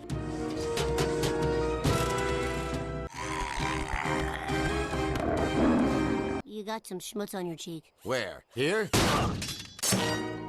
What in the ugly Power Rangers was that mega suit, and he still lost? Sad. When they were all finally tired of dancing, it turns out humans are really weak.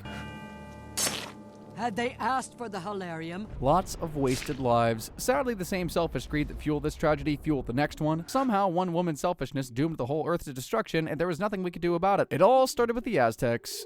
According to our Mayan calendar, the world will be destroyed at the end of the 13th Baktun. Unless we appease the gods' anger with a human sacrifice. A human sacrifice sounds bad, I know, but I think the literal end of the world sounds even worse. But I guess it wasn't so important to some people because ancient Aztec, Marge decided to mess up the ritual. Are you interested in women? What priest isn't? Before we make love, would you mind putting a sack over your head? Is there any other way? Now enter the room of pleasure, and I shall join you shortly. Now, I gotta warn you, I'm into rough stuff. Oh, yeah, it's a good start. Yep. Oh! I thought those guys were more into ripping out hearts than chopping off heads. Anyway, saving her boy toy is romantic and all, but that means everybody automatically gets a gruesome molten death. Oh!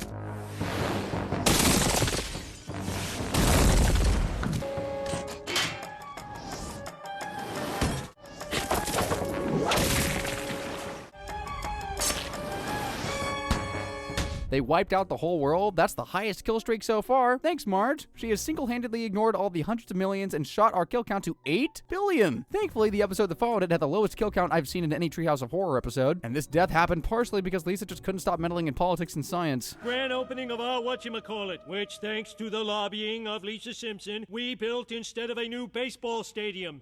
At least the pennant works both ways. Professor Frink will now throw a switch, which will either answer certain obscure questions of subatomic physics or destroy the universe.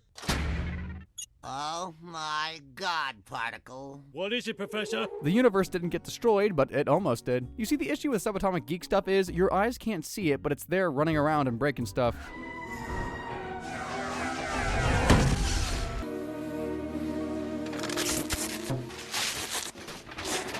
Here's a question for the nerds in the house. If that super collider could cough up a black hole so easily, then why isn't it going crazy spitting out black hole bullets? Or is this just the work of cartoon physics like this next scene? Oh no! I gotta take it away before more clueless kids fall into it. Geronimo!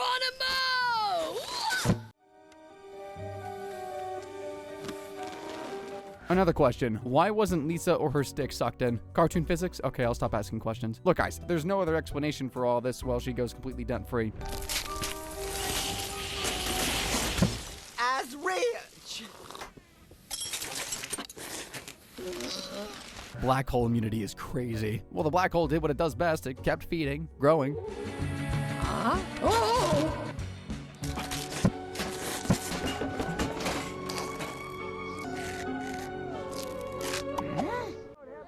Now what? Yes, Homer advertised the black hole as a magic crap hole waste removal. That was all the food it needed to grow out of control. I did it! I hit my first home run! I got money to take you for pizza. You saw that I had the money, right?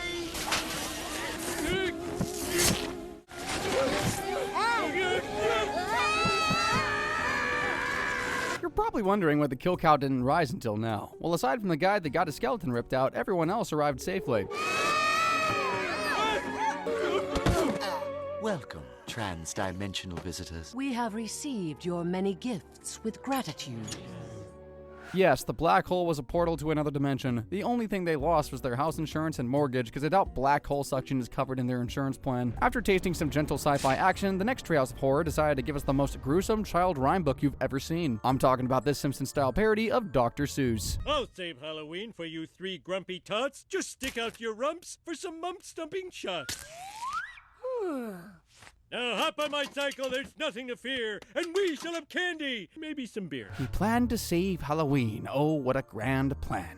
To gather up candy as fast as they can. But instead of sweet treats and a pumpkin-filled night, they joined a wacky whack job to sow mischief and strife. The first of their victims was Burns. And oh, did it Burns?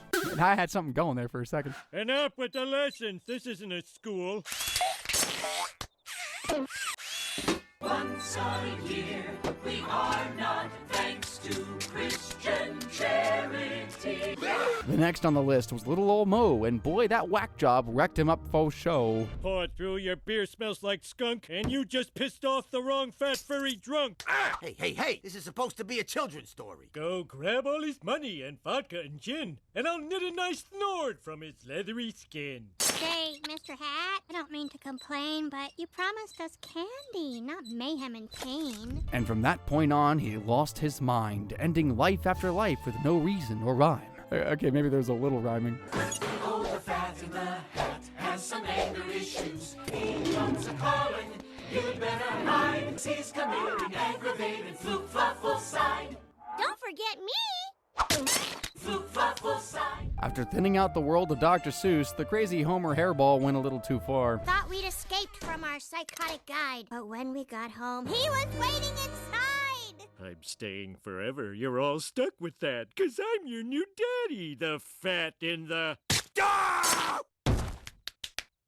That felt incredibly kid-unfriendly. But while that episode was about an insane furball, the next story was a cute little blast from the past. In the 25th episode, Homer gets attacked by a bunch of ghosts in his own home, and frankly, he does the most rational thing I can think of. No, he didn't run away. Chrysler compels you! What are you, cavemen? Turn on the light!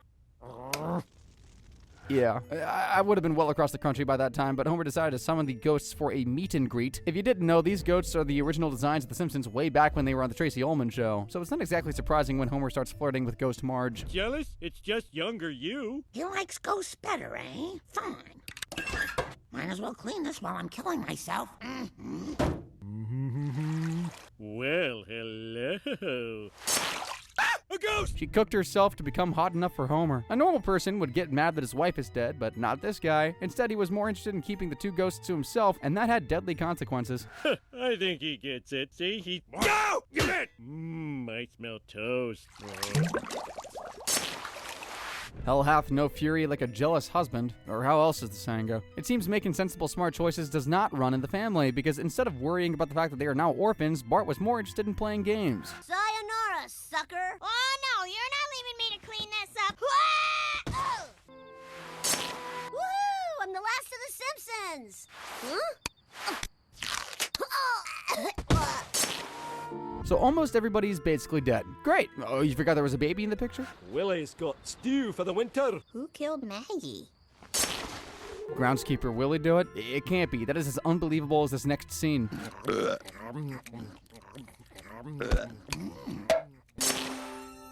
Note to self, if you see ghosts, run. Unless you want your whole family to escape this mortal coil. But ghosts aren't the only ones out to get your offspring, apparently. Sometimes their worst nightmare is a living, breathing nemesis. And that's the case between Bart and Sideshow Bob. For my not-so-knowledgeable viewers, Sideshow Bob was once Krusty's sidekick before he decided he was too smart for that gig and tried to debut as a genius criminal instead. But our genius got caught multiple times because of Bart, so he decided Bart had to go. You couldn't kill me with that thing if I drew an X on my forehead.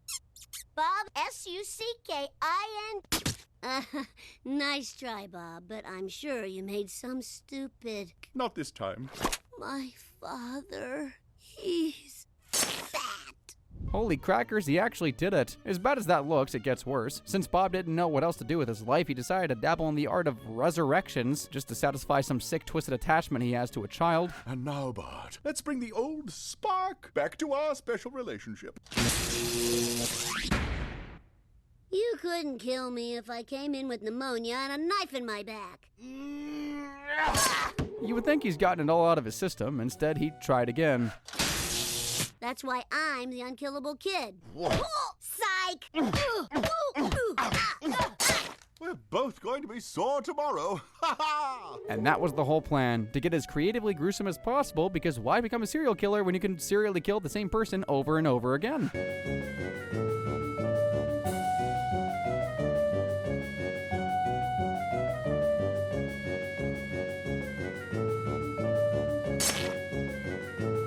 It got so bad that even Bart started getting worried for his sake. How much power is this thing using? As always, our genius made another mistake. He forgot that Bart had a family that actually loves him sometimes, who would stop at nothing till they find their baby boy. Wow, for once I was sober at Bart's birth. What a relief. And now it was payback time. Wait, Dad!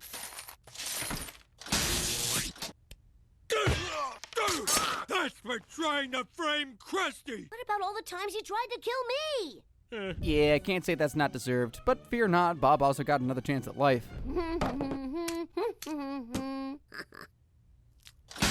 By sea girls wreathed with seaweed red and brown, and we drown. I have so many questions, but we'll just leave it there for the sake of time. That wasn't even the last time the Treehouse episode forced little ones to fight for their survival. The 27th episode is your usual Hunger Games parody, where children were selected to fight for the right to enjoy water. Attention, friends and neighbors. As you know, I possess all the remaining water.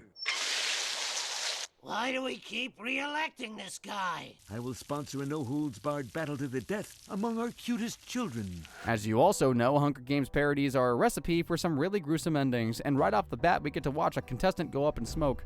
Welcome, children. The games will begin in 10 seconds. Do not step off your pedestals before... Before what? Whee! Okay, let's be fair. It's not like you stood a chance in the actual battle royale. Now let the games begin. The only thing I want to kill is your sadness. My name is Peter. My name is also Peter. Aw, what's this? Can love bloom on the battlefield? Well, not with Homer around. Wait, Homer? Did someone order 2 dead kids? I'm not sure why he's allowed to be here, but we'll just roll with it, I guess. Not like he's smart enough to last very long anyway.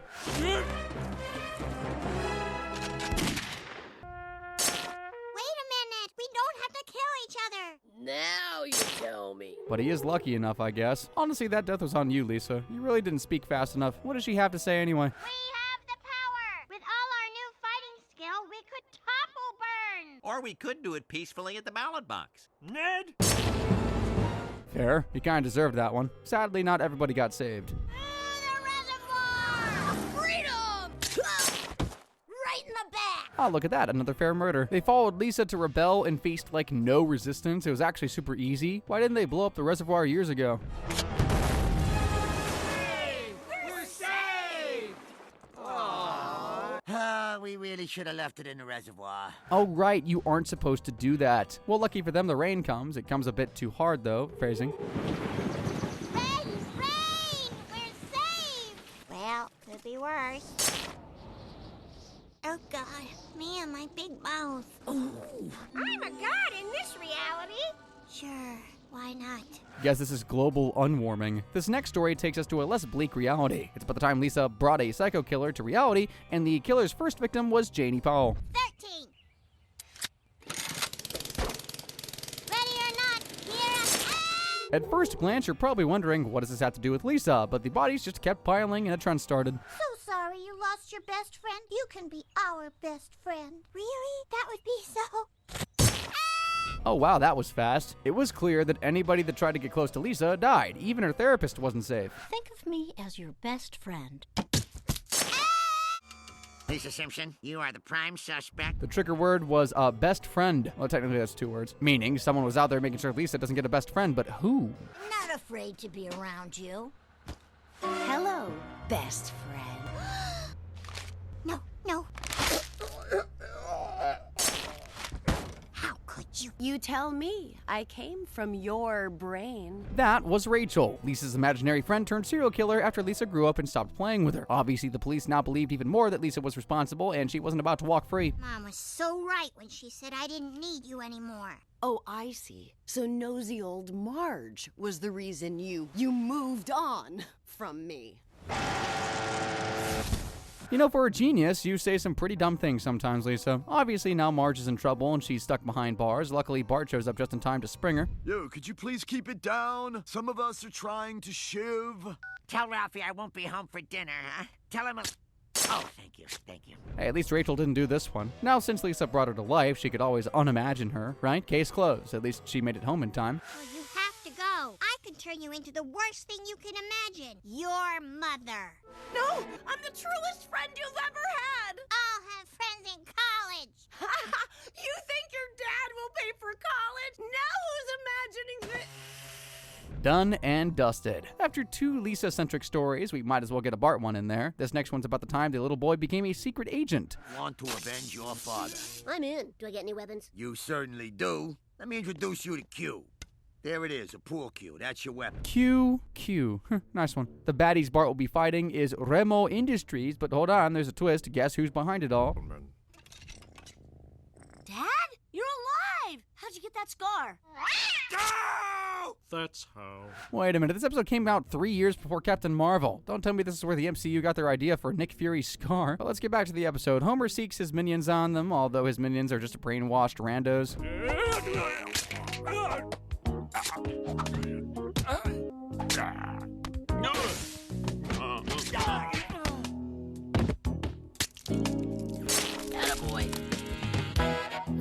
counted around 35 bodies in that bloodbath, but there's one more person to take care of. Don't want to kill me? Violence never solved anything.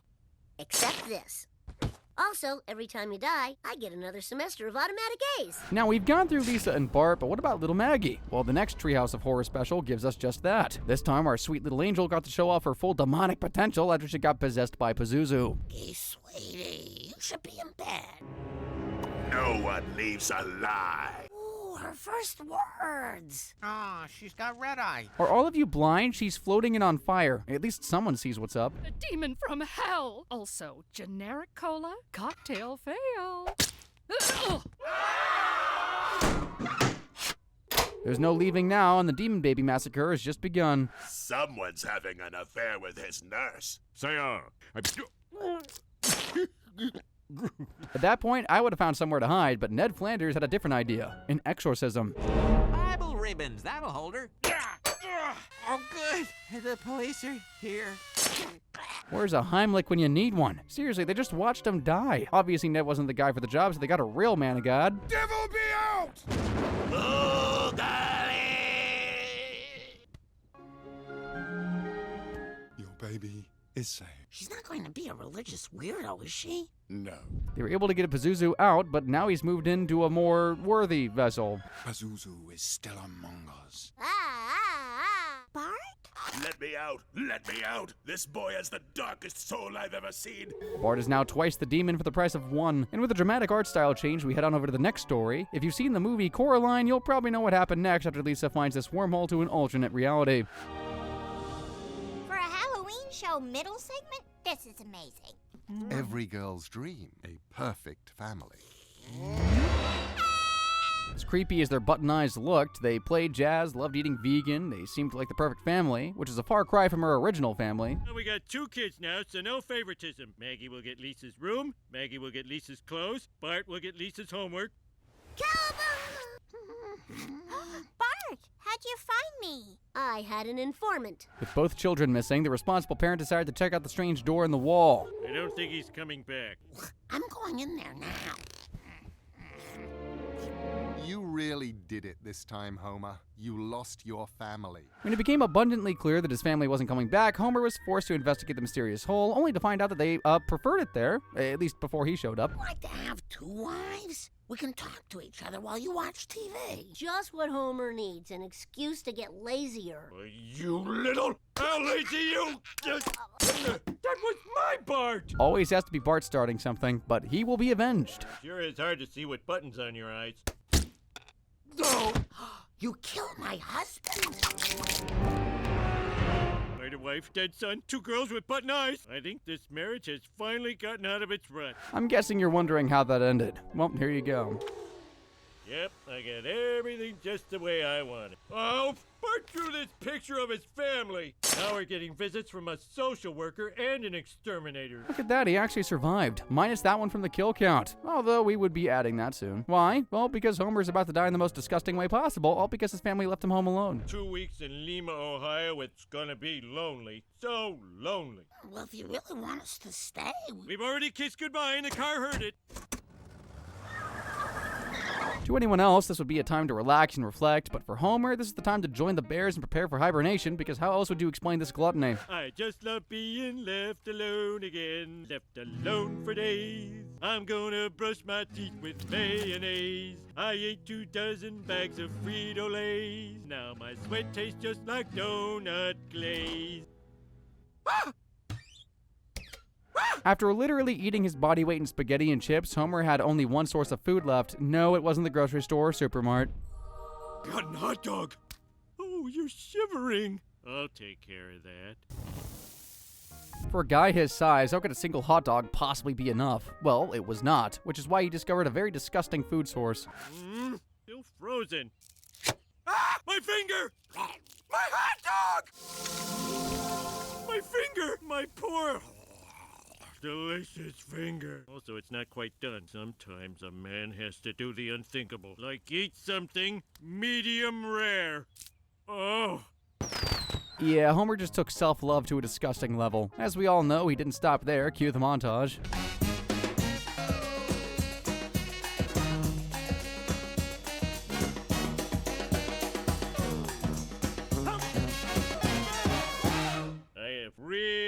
gone to a lot of trouble not to leave the house. Homie, we're home.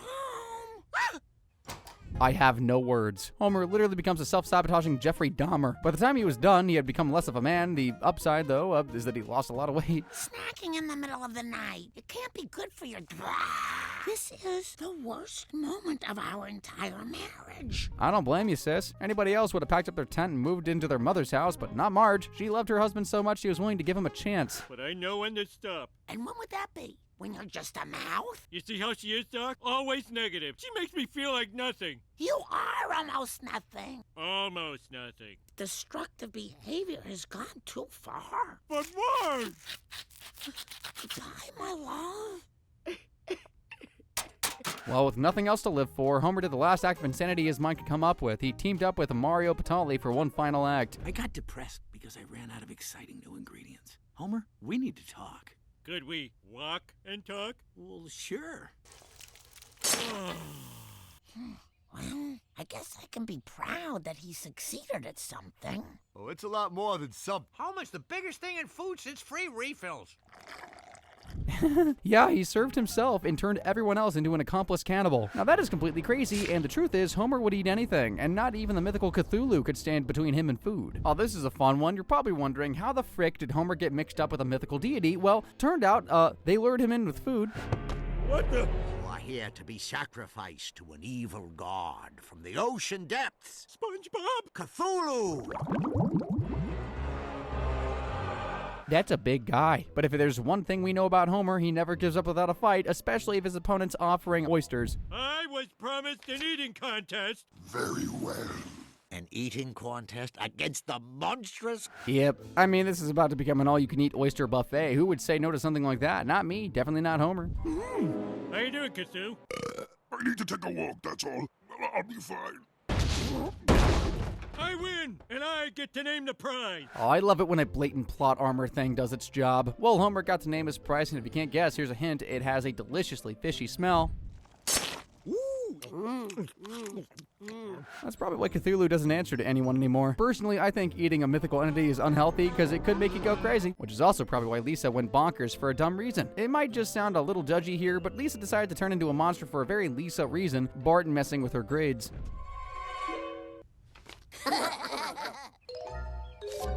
Well, well, little Miss Perfect. I'm sure somebody changed this, but I don't care.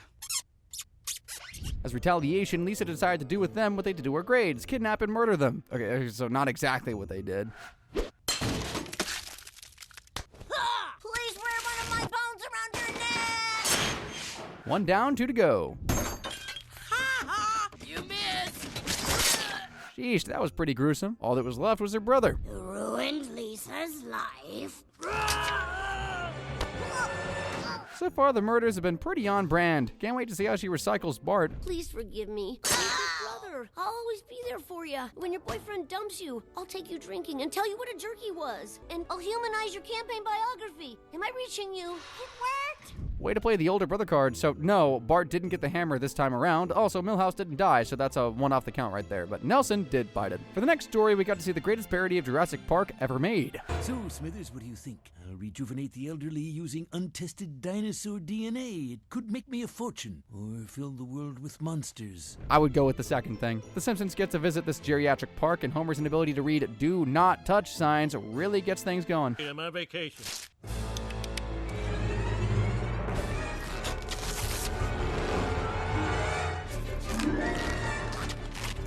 Turns out all you had to do was mess with the thermostat to activate the dino genes. Didn't take long for everywhere to be overrun with prehistoric elders who loved chopping off heads.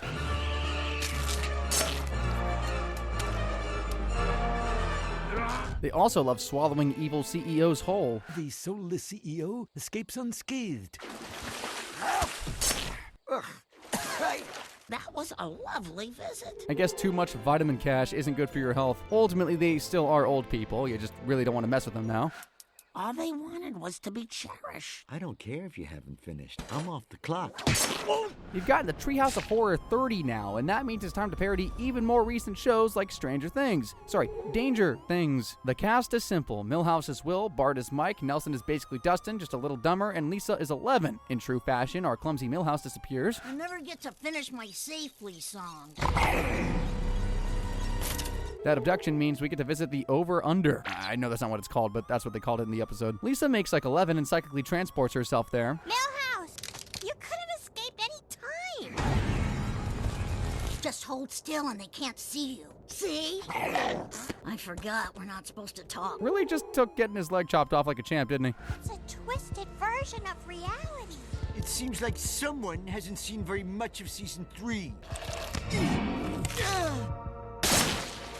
I don't remember that monster from the show. Turns out there's a whole secret government program going down here, started by Mr. Burns, and, well, let's just say some of his employees are more prepared for the job than others. A monster ate Carl, but because Carl's inside him, the monster's my friend. He remembers when we were kids, we used to go down to... Who the hell believes the word of a Demogorgon? Not me. As if the Demogorgons weren't problem enough, the creepy vines just kept going crazy. Boy, these vines sure are good at finding all the holes.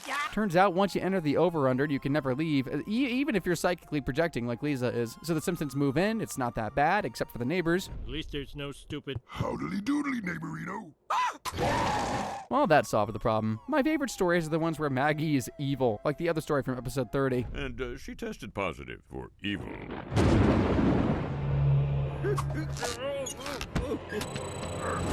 Still better than a boy. No idea how that's better than a boy, but yes, Homer took the evil baby home, and this had some deadly consequences. The baby is making us kill ourselves. Can I really find it in my heart to kill a child? Oh, I must stop this spawn of Satan. Will Ned actually succeed in defeating the evil baby this time? See for yourself. What do we do? Still better than a boy. That's 2 for Maggie, 0 for Flanders. People die in the weirdest ways in these specials, like this next story when Homer tried to gobble a foot-long glizzy. Hot dog!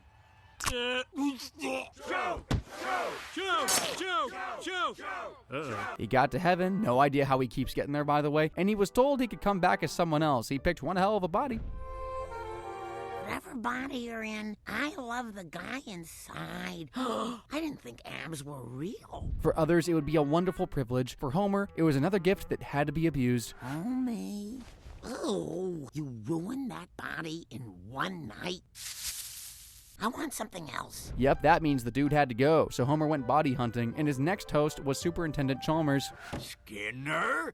Give yourself a purple nurple. Purpler. Yes, sir. I don't know, Chalmers isn't exactly the best looking guy in town, but if that's what he wants, well, to be fair, he stops wanting it pretty quick. Now to open my paycheck and see what I make. Duh? Next. Shoot, I'd die too if it was me. Eventually, Marge got tired of all the switching and asked him to pick a guy for fracking sake. Just a guy. Well, I had my doubts, but this works. My brain and Moe's body. Yeah, and I'm in here. And, Midge, I'm very thirsty. Ew. Okay, very unsettling, but we're running on the theme of romance here, no matter how weird. So here's Tentacles meets Harry, featuring Selma and the green alien dude. I am Kang the Conqueror. I am Selma, the available. Let me get a look at you. Ah! You don't like what you see. Ah! Is our word for beautiful. That looks like the forbidden love genre. And in all love stories, there's the moment when conflict comes, or they decide to either elope or drift apart. Selma's story was no different. My sister says you just want to eat me, or for a green card.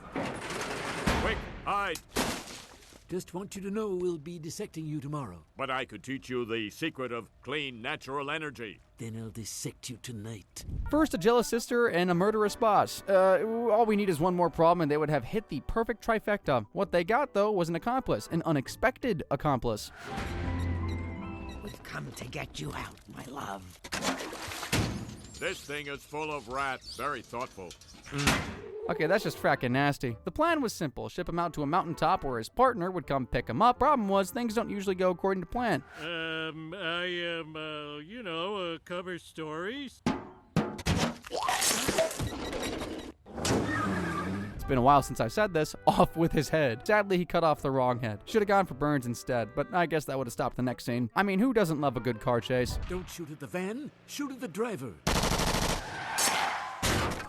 Not my driver. Okay, wasn't much of a car chase. Doesn't mean the criminals trying to save an innocent alien would get to escape. No, sir. I've been hit.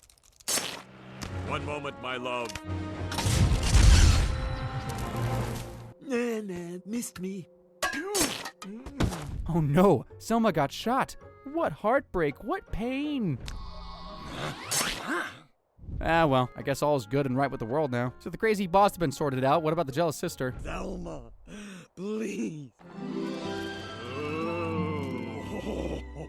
I have to warn you, I'm gay. That's all right. I have 32 sexual identities. And they lived happily ever after. The end. Now that we're done with the lovey-dovey mushy stuff, let's watch Bart get some well-deserved consequences, like the time he went on a toy destruction spree.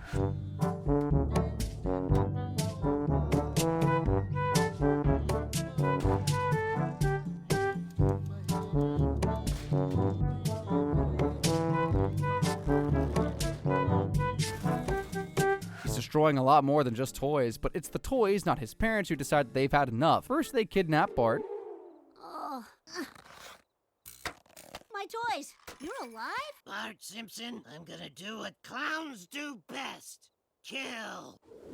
Look, guys, I would have never treated you bad if I'd known you had feelings. You treat me bad, and you know I have feelings. They're not just gonna kill him. Oh no, they got big plans in store. Whoa, Malibu Stacy? That's Dr. Malibu Stacy to you. I specialize in plastic surgery. You kill like a girl. Basically, they carved out his insides and converted him into a toy. What a sick and poetic way to go.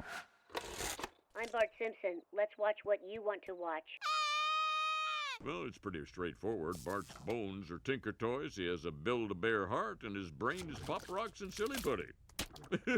Moral of the story, don't buy toys. No, really, that's what they said in the episode. Right after that story, we get to see what happens if there was a Homer invasion from the multiverse, and the report wasn't good. Of all the wonders a multiverse might reveal, ours is giving us multiple Homer Simpsons. The bowling alleys have been overbowled. Then they attended a hockey game. Family-style buffets have been emptied of everything except salad. And the library? Untouched. Krusty Burger has had to look for other sources of meat. Because They're resorting to cannibalism now? And if you think that there's at least one Homer in the bunch that respects his neighbor, oh, you would be wrong. Neighborino? Eat lead, Ned. I forgive you. Geez, heads really just pop off in these specials, huh? Turns out the portal that brought all the Homers was messing up the space-time continuum, so Homer tried to do the right thing. Unfortunately, evil Mr. Burns kind of hates doing the right thing. He needs that portal for cheap, undocumented labor. Corpse Blossom, there's one of you and 6 of us. Really? Would you like to count again?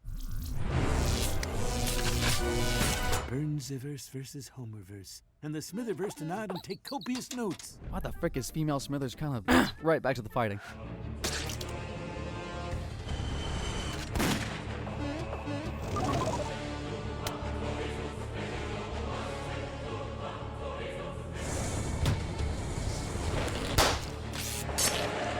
The OG Homer survives, but thanks to the portal, he's stuck glitching through different versions of himself. I'm with the only Homer I ever wanted. Say, sweetheart, park your lips in this garage. Heavens to Margetroid! Exit stage right! Look, don't ask me how it works. I got no answers for you. While Homer was messing up the multiverse, this next story saw Lisa stuck in a temporal time loop. My party is not full of losers. I can burp magic. Somebody kill me now. Oh my god, I'm alive! I'll give it up to Lisa, though. She's pretty quick on the uptake. Doesn't take long to figure out something is up. Save it, Sherry. I'm not a loser. How did she know what I was gonna say? Are we that predictable? I changed what happened, which means I can change my fate. Sorry, Millhouse. My inside's full of owies! Come on, sacrificing Milhouse to save herself was totally unnecessary, and the universe isn't gonna let her off the hook that easy. You like me now, Karma? We need to talk. Not now, I just escaped death. Whew, it's so exhilarating. I can grow up and create a cure for... Back to square one. Also, that house is practically falling apart. She isn't safe anywhere. Back at the same beginning? I can solve this, I can solve this! Ah! Okay, to repeat, I can solve... The miracle she lived to reach 9 years old in the first place. Wait, what was that thing with Nelson earlier? We're both caught in repeating time loops where we die at the end. Take 2 steps back, Ralph. Okay. Hey, maybe we're supposed to work together to save each other. Booyah! Okay. There's other alternatives! Now you tell me! From then on, it was just death after death, trying to get the perfect timeline. Got a big day, sorrow can't stay. what I forgot to screw in. For the morning comes, they gotta get home before the sun comes up. Again, miracle she even made it past 2. Fortunately, they know a guy that can get them out of this reoccurring mess. I can tell you what you seek to know, but my price is... 1 breakfast burrito, all yolk, double bacon.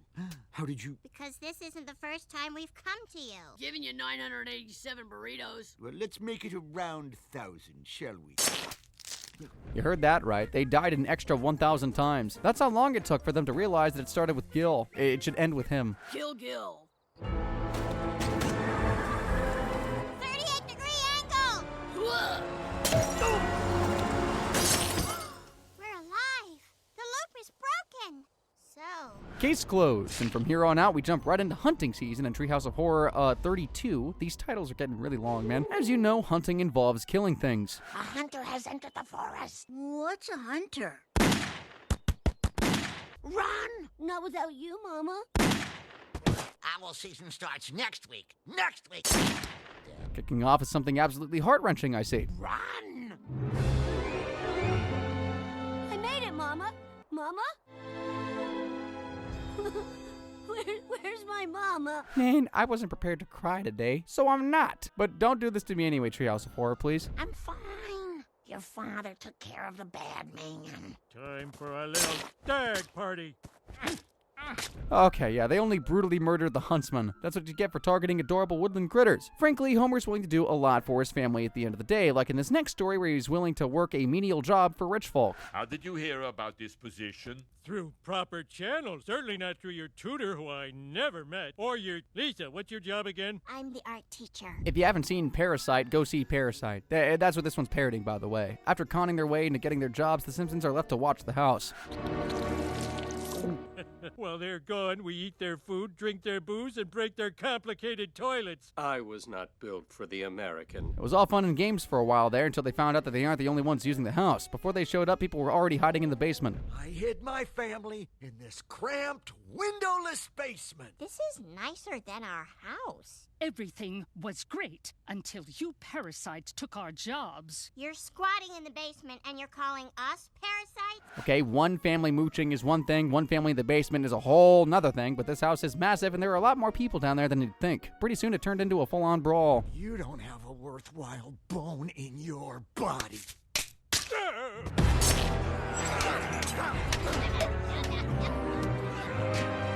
Not even the richest men were safe from this impromptu riot. There's no way they can get up here, is there?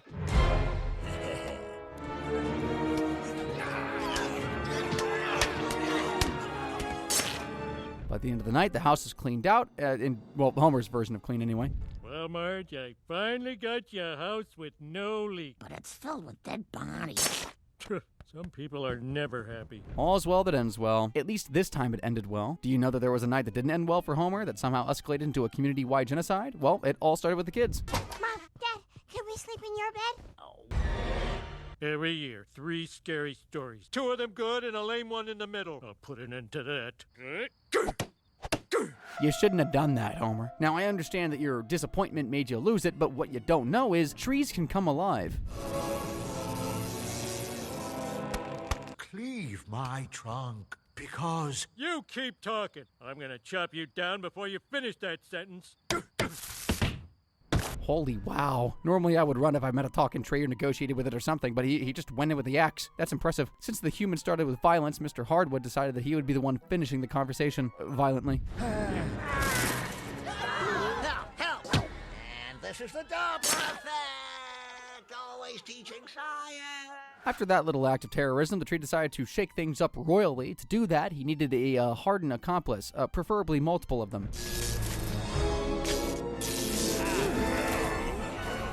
From then on, the massacre began. First, you take out their source of information. Forrest Grumps is heading into town, bent on revenge for years of bad treatment.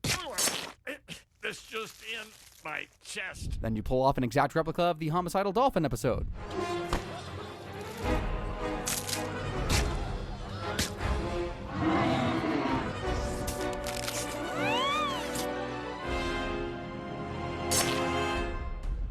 To cap it all off, they made one last stop.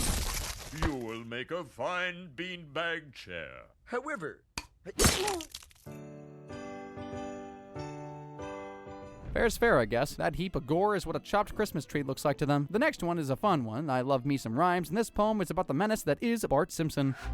In January, Bart was awful. Put earthworms in his father's waffle. In February, at the dead of winter, Bart catfish teacher, right on Tinder. In March, we saw the start of spring. Bart unscrewed the playground swing. Okay, that's plenty rhyming. We don't got all day. Right, Homer?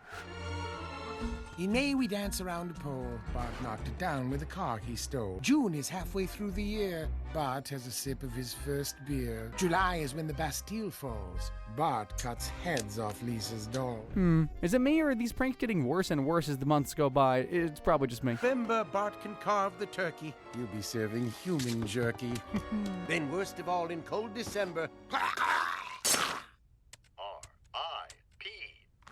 Looks like Maggie picked up a thing or two from her brother. We've officially reached the modern episodes because this next story is about an evil TikTok. One who watches the TikTok dies after 7 days. I watched it first. Finally, I'm not a twin anymore. I killed Jerry and Larry. To make matters worse, the twins weren't the only ones that watched the TikTok. Then I watched that TikTok 8 times. Oh wow, Milhouse just keeps getting fracking dunked on, huh? After doing some research, which was basically asking groundskeeper Willie, Lisa found out that the evil entity responsible for the deaths was a student left for dead years ago. But Lisa brought an end to the ghostly massacre by boring the evil spirit back to the afterlife. I'm just gonna walk right over here, okay? You sound great. I bet it sounds even better from the bottom of the well. That sorted out. Anime Homer was just a taste. The next Treehouse of Horror was an honest-to-goodness anime parody, and they picked one of the goats, Death Note.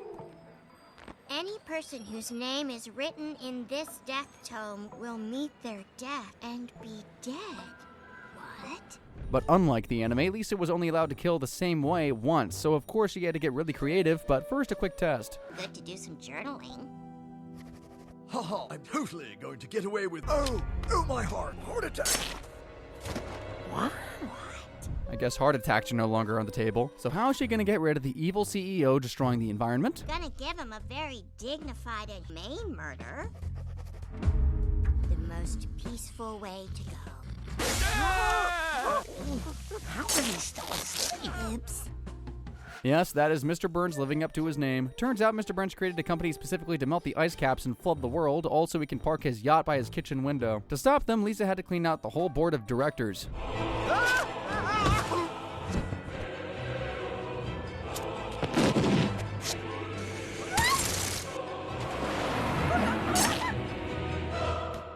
A toilet alligator? Really? Sadly, that was only page 1 on the list of directors. Oh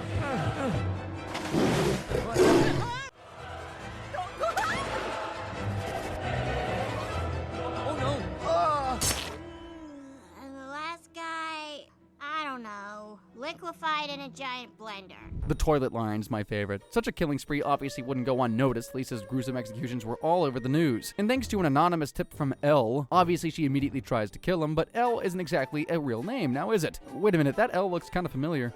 It's not L, it's L, as in Alberto. Took you long enough.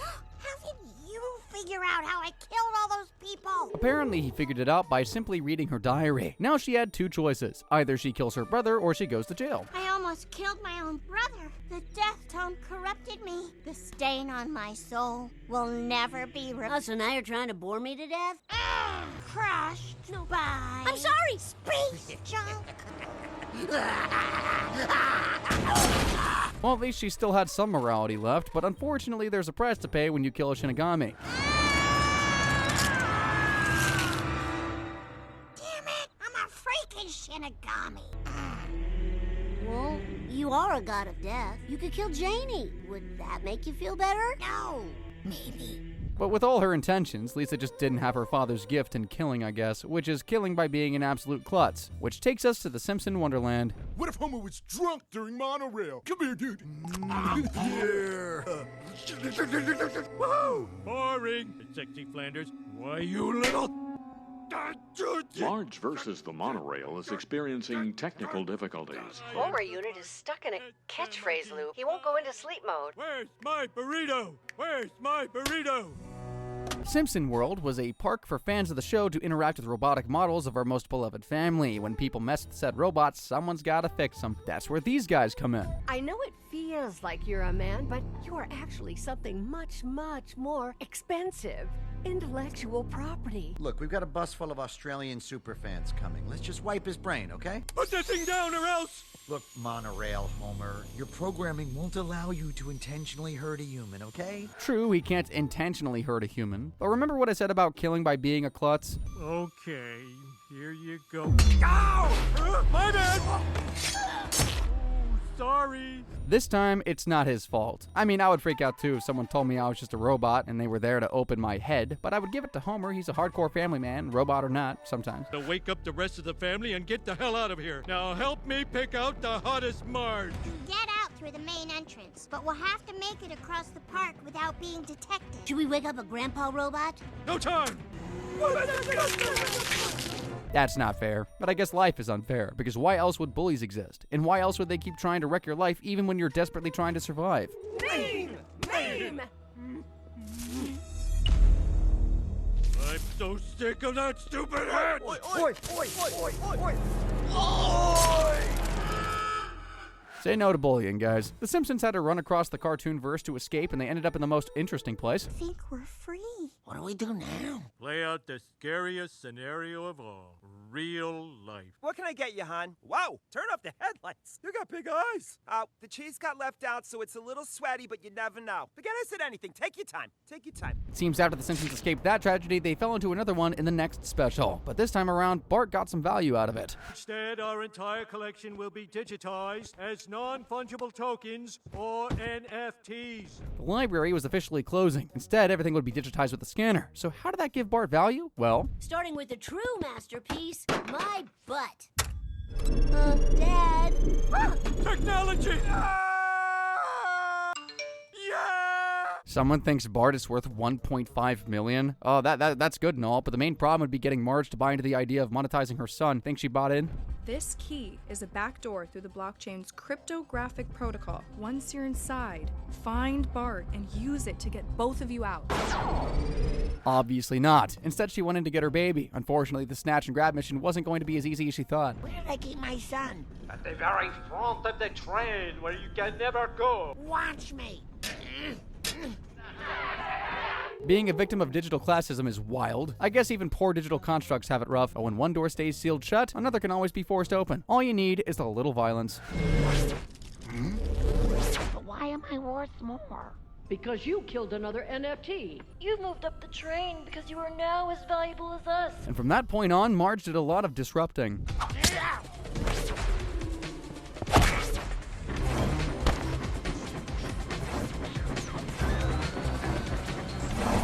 Tom Cruise needs to come and study Marge's style of handling business. While she was on the blockchain fighting for her life, others were outside trying to sell their children.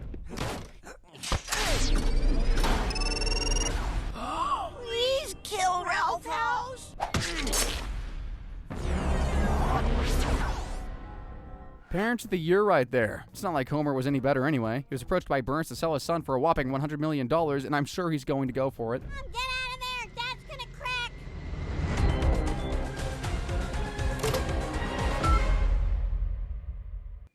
I can't believe he did it. Welcome back, Agent Marge. But wait, if they're here, then where's Homer? He sold himself. He tokened his own life. I guess Homer's about to live it big. Our FOMO, it's gone.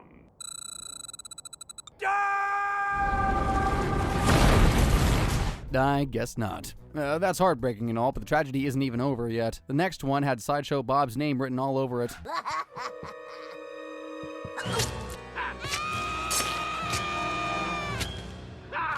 That tragic death completely broke Lisa, driving her to become one of the most intelligent criminal psychologists in the world. Some of the police would have to call in for cases like this. But he didn't deserve this. Only a super traumatized profiler like you can piece together what happened here. In that one night, the serial killer left a series of messages around the city written in blood. How can he also be the first? Sarge, we got another one. Boy, that's something you don't see every... One more, Sarge!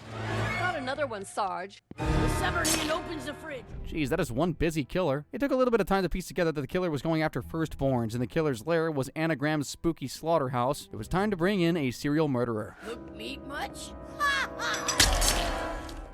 Nelson! Nelson, where are you? That was fast. Fortunately, it was all caught in camera. No! It can't be! Freeze! I can't be the killer! I turned my trauma into healing! Plot twist, she's actually the killer, and she was gunning for one thing from the very beginning. You know, if I killed enough people in the most gruesome possible ways, they'd send me to your prison. But to get into your cell, I had a little help. Lisa, the killer.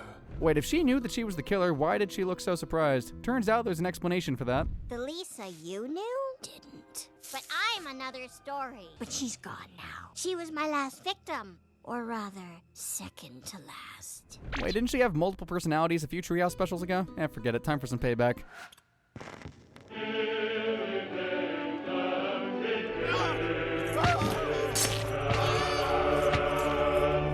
Lisa spread a lot of misery in that last one, but in this next story, Homer spread a lot of... It'll make sense in a second. See, Homer ate one of the most disgusting donuts ever animated, covered in grime and nuclear waste, and that gave him a very infectious virus. That burp was enough for Flanders to contract a virus that literally turns you into Homer, and like I said, it's very contagious. Kiss my ass, Churchills. You little... The only ones not turning were his kids, and the guys in hazmat suits trying to save the world. Of course, they needed Homer's help to save it, but he had other plans. Finally, everyone thinks the way I do. Want to drive without a seatbelt, FaceTime while jaywalking, enjoy a sugary soda? It's a utopia. No, a me-topia. Utopia. Hell, metopia is not the word I'd use, but still, utopias come with some unexpected consequences. Cooperating with us is the only way to get your wife back to normal. You've never looked more beautiful. When we get home, let's you and I bump muzzles. I don't know how I feel about looking at that. I need an adult. As you can imagine, a world of only Homers is not going to last very long. I give it 48 hours tops. Hell, it's already happening. Pilots, to fly the planes you need to be restrained on. I mean, a world without experts. Does Speaker ever shut up? Good one, me Marge. Yeah, he doesn't care. Hey, at least there's a lot of unity in an Earth filled with Homers, kind of. Can't say the same about real life, and the writers agree, so the next Treehouse special kicked off with some political commentary. The red and blue political divide in the form of giant monsters destroying everything. Thankfully, some people don't like to sit idly by and watch. Now, I have invented a humongous robot that will combat these political monstrosities, which can only be powered by togetherness, by the love of two siblings working in perfect harmony. I'm a mechanical engineer, and my brother is a Navy SEAL. We'd be honored to... That happened so fast, but obviously we weren't going to get some randos piloting the giant robot. As the plot demanded, only Bart and Lisa could handle the robots, which is a recipe for disaster. You suck at this. No, you suck at this. Ew, gross. He scraped them off like they stepped on a dog turd. After that teensy little murder, they locked in and showed those political monsters what's what.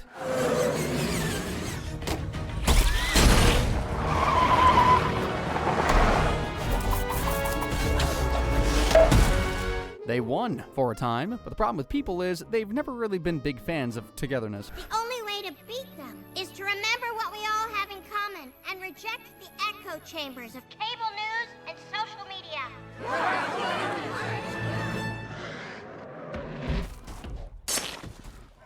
Well, I guess civilization had a good run. Did it?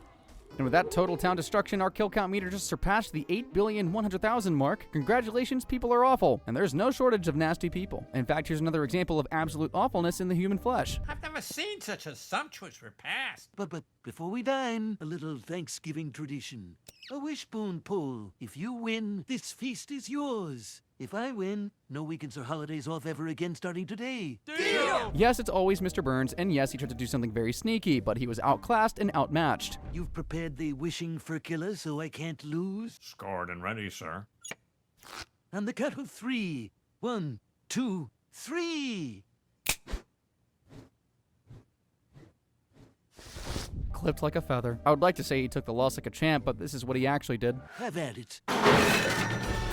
My peas! That was worth it. Dinner's over. Get back to work.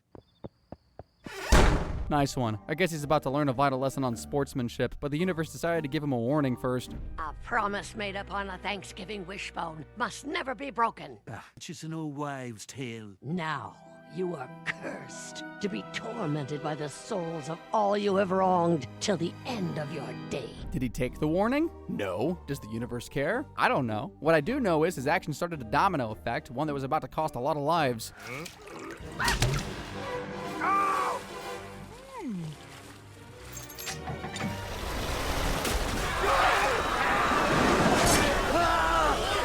As hot as that looked, Burns is about to get it hotter, and not even his pretty-looking castle could save him from the curse's wrath. Hungry. Pull yourself together, man. Jump scare! Jump scare! Move scare! Where's my peas? Ex-wife! Ex-wife? I guess death really did part them. Escaping these hungry ghosts was proving pretty impossible, so Burns came up with a brilliant plan. Just feed these hungry ghosts. Here, my peckish vapors. Sate thy satanic hunger and...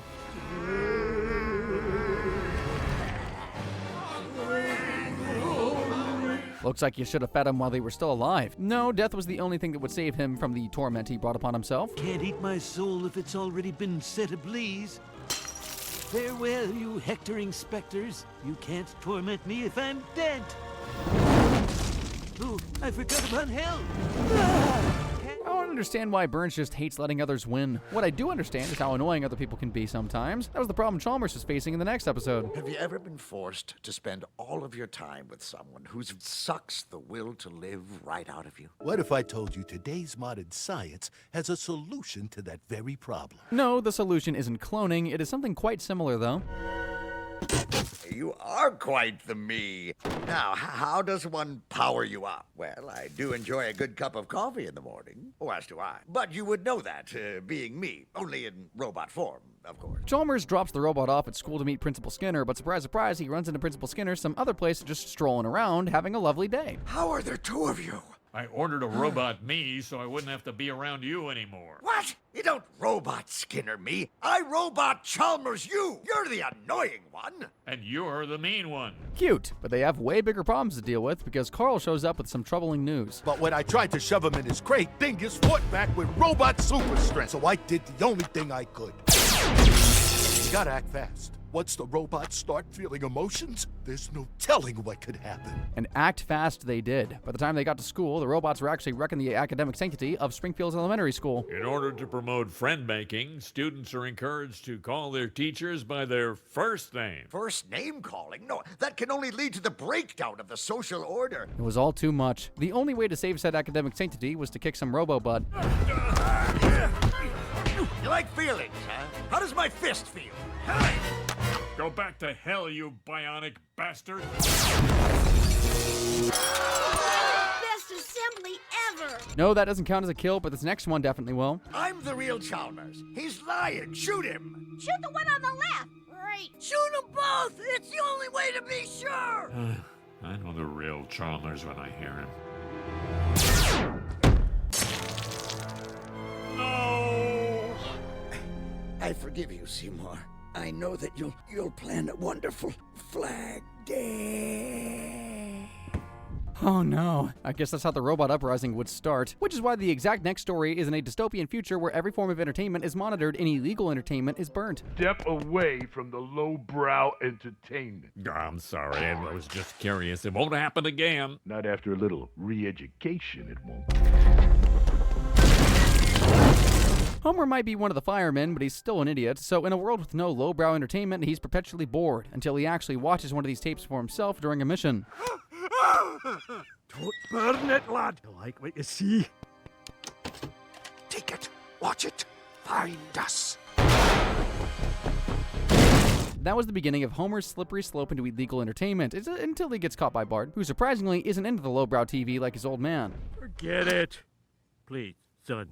Just don't tell anyone about this. I trust you. Reports of lowbrow contraband. Why, son? Why did you betray me? I trusted you! Merch. Turns out this mandatory highbrow TV was all a ploy to control the populace, but Homer wasn't ready to come quietly. I can't explain, but I need to switch clothes with you.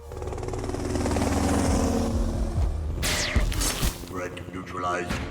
Didn't even give the man a chance to plead his case. Homer managed to make it to the last library of interesting entertainment, the last stronghold of dumb fun, but still he wasn't safe. Thank you, Homer, for leading us here.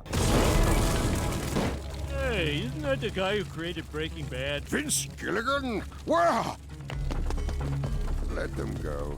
But Homer didn't give up. In every corner where people were willing to listen, he spread the words of fun, dumb entertainment. Friends, funniest home video in all of America seemed to be World Falls in Grandma's soup.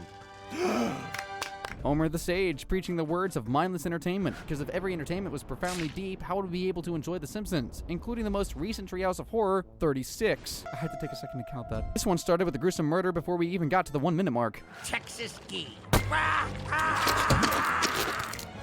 Okay. Took a little bit of investigating to find out who was responsible for all that stealing and killing. Pour your cooking green, and over time, all that sloppy gunk stuck together and coagulated into what the legends call a fatberg. Spooky. So why exactly was this fatberg harassing the city? Well, the answer's simple. But there is only one explanation. That fatberg got so big that it's got a feed. Mr. Mayor, this is a serious threat. Cancel the state fair. Cancel the state fair? Close the fair? With this greedy mayor in charge? Fat chance. All it took was a fat envelope to change the mayor's mind. I'm canceling the state fair under my authority as chief of police. Congratulations, Police Chief Eddie. With the new police chief in play, nothing could stand in the way of Homer's wallet, and nothing could stop the monster lurking beneath all that grease.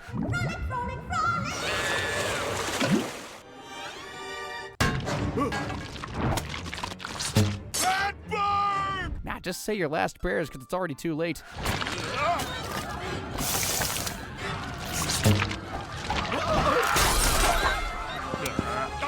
Lord.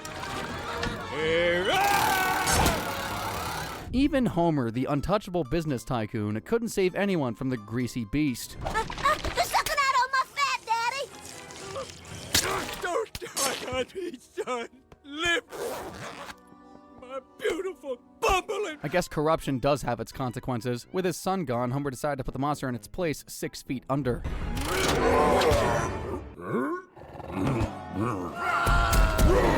Dying on my watch, Chief. Hasta la vista! Okay, that did not end the way we expected it to go, but it got the job done.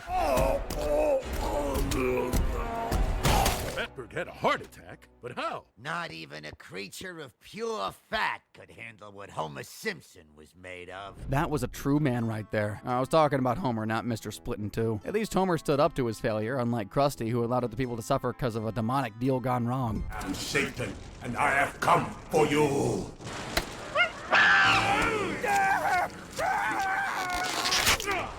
Oh my frick. Note to self, don't make a deal with the devil, because he can possess a monkey and rip faces off. Shoot the monkey! This is the best Christmas ever! Since his vessel was killed, the king of hell decided to pay Krusty a visit, and you know exactly what happens when the pissed off king of the underworld shows up personally. It's inside my body. I am Satan!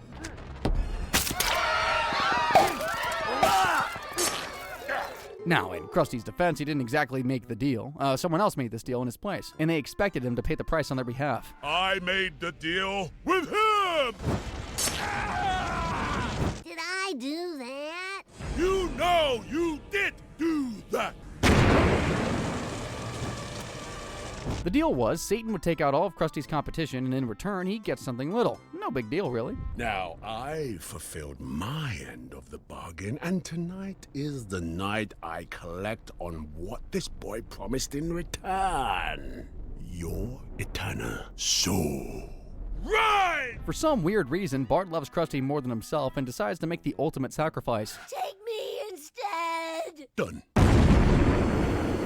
Do your worst. No, not learning anything but learning. Time for an eternity of tests and exams, but not all endings were as bad as what Bart got. Sometimes everybody gets a bad ending, like in the next story where Earth has become so polluted with plastic, it literally became a dystopian plastic world. This month. My leader, tonight we feast on jerky! While everyone was going crazy killing and scavenging, there's always that one ideological hero that's out to change the world. In the good book. The book teaches us that humans once grew real organic food in a strange, dirty substance known as dirt. Obviously, it's Lisa. Who else would it be? And not only did she find dirt, she also found a treasure chest of deliciousness that remained untouched all this time. Forever food. Everywhere. Sunflower seeds. We can plant sunflowers, corn nuts. Lisa finally discovered the joys of a convenience store. Sadly, one annoying D-bag was about to spoil everything, and I'm sure you can guess who that is. The seeds are life. Or not. Bart? I thought you were killed with Mom and Dad. Nope, I survived. Come on, Bart. As always, if Lisa liked something, Bart was out to destroy it. And he would have destroyed everything, but a mutual enemy, or enemies rather, reared their shiny heads. Take a dip in the nuclear pond and become pure forever plastic, like us. Everybody in the pool! No, you're not human anymore. Basically, Homer and Marge found the toxic plastic waste and became Barbie dolls, and they wanted to cook everybody else in that toxic stew, which gives you the ability to eat plastic, but you also can't have kids anymore. So as wonderful as that plan sounded, nobody was interested.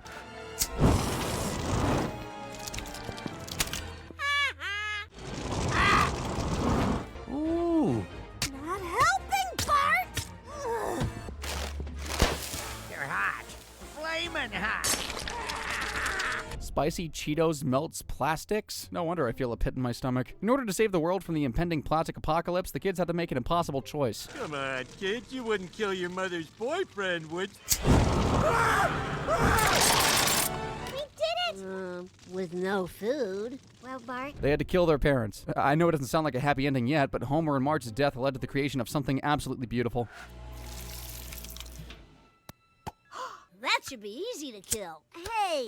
No, don't you see? This baby is the next evolutionary phase of humanity. This world doesn't belong to us anymore. Yes, they killed the crazy plastic couple forcing their weird ideals on everyone, but nurtured the plastic baby. It's all about intention, and the intentions led to a utopia. Sheltering them on reservations and naming sports teams after them. Eventually, they died out, but we paid tribute to them because through their mindless consumption, humanity created a perfect world.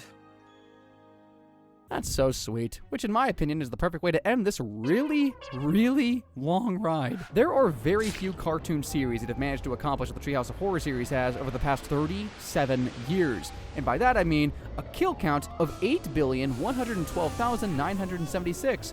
No small feat by any means, but I wouldn't be so quick to say that The Simpsons is the most insane cartoon out there. Don't believe me? Then check out the links on your screen right about now for more world-ending wonders. And as always, guys, thank you for watching.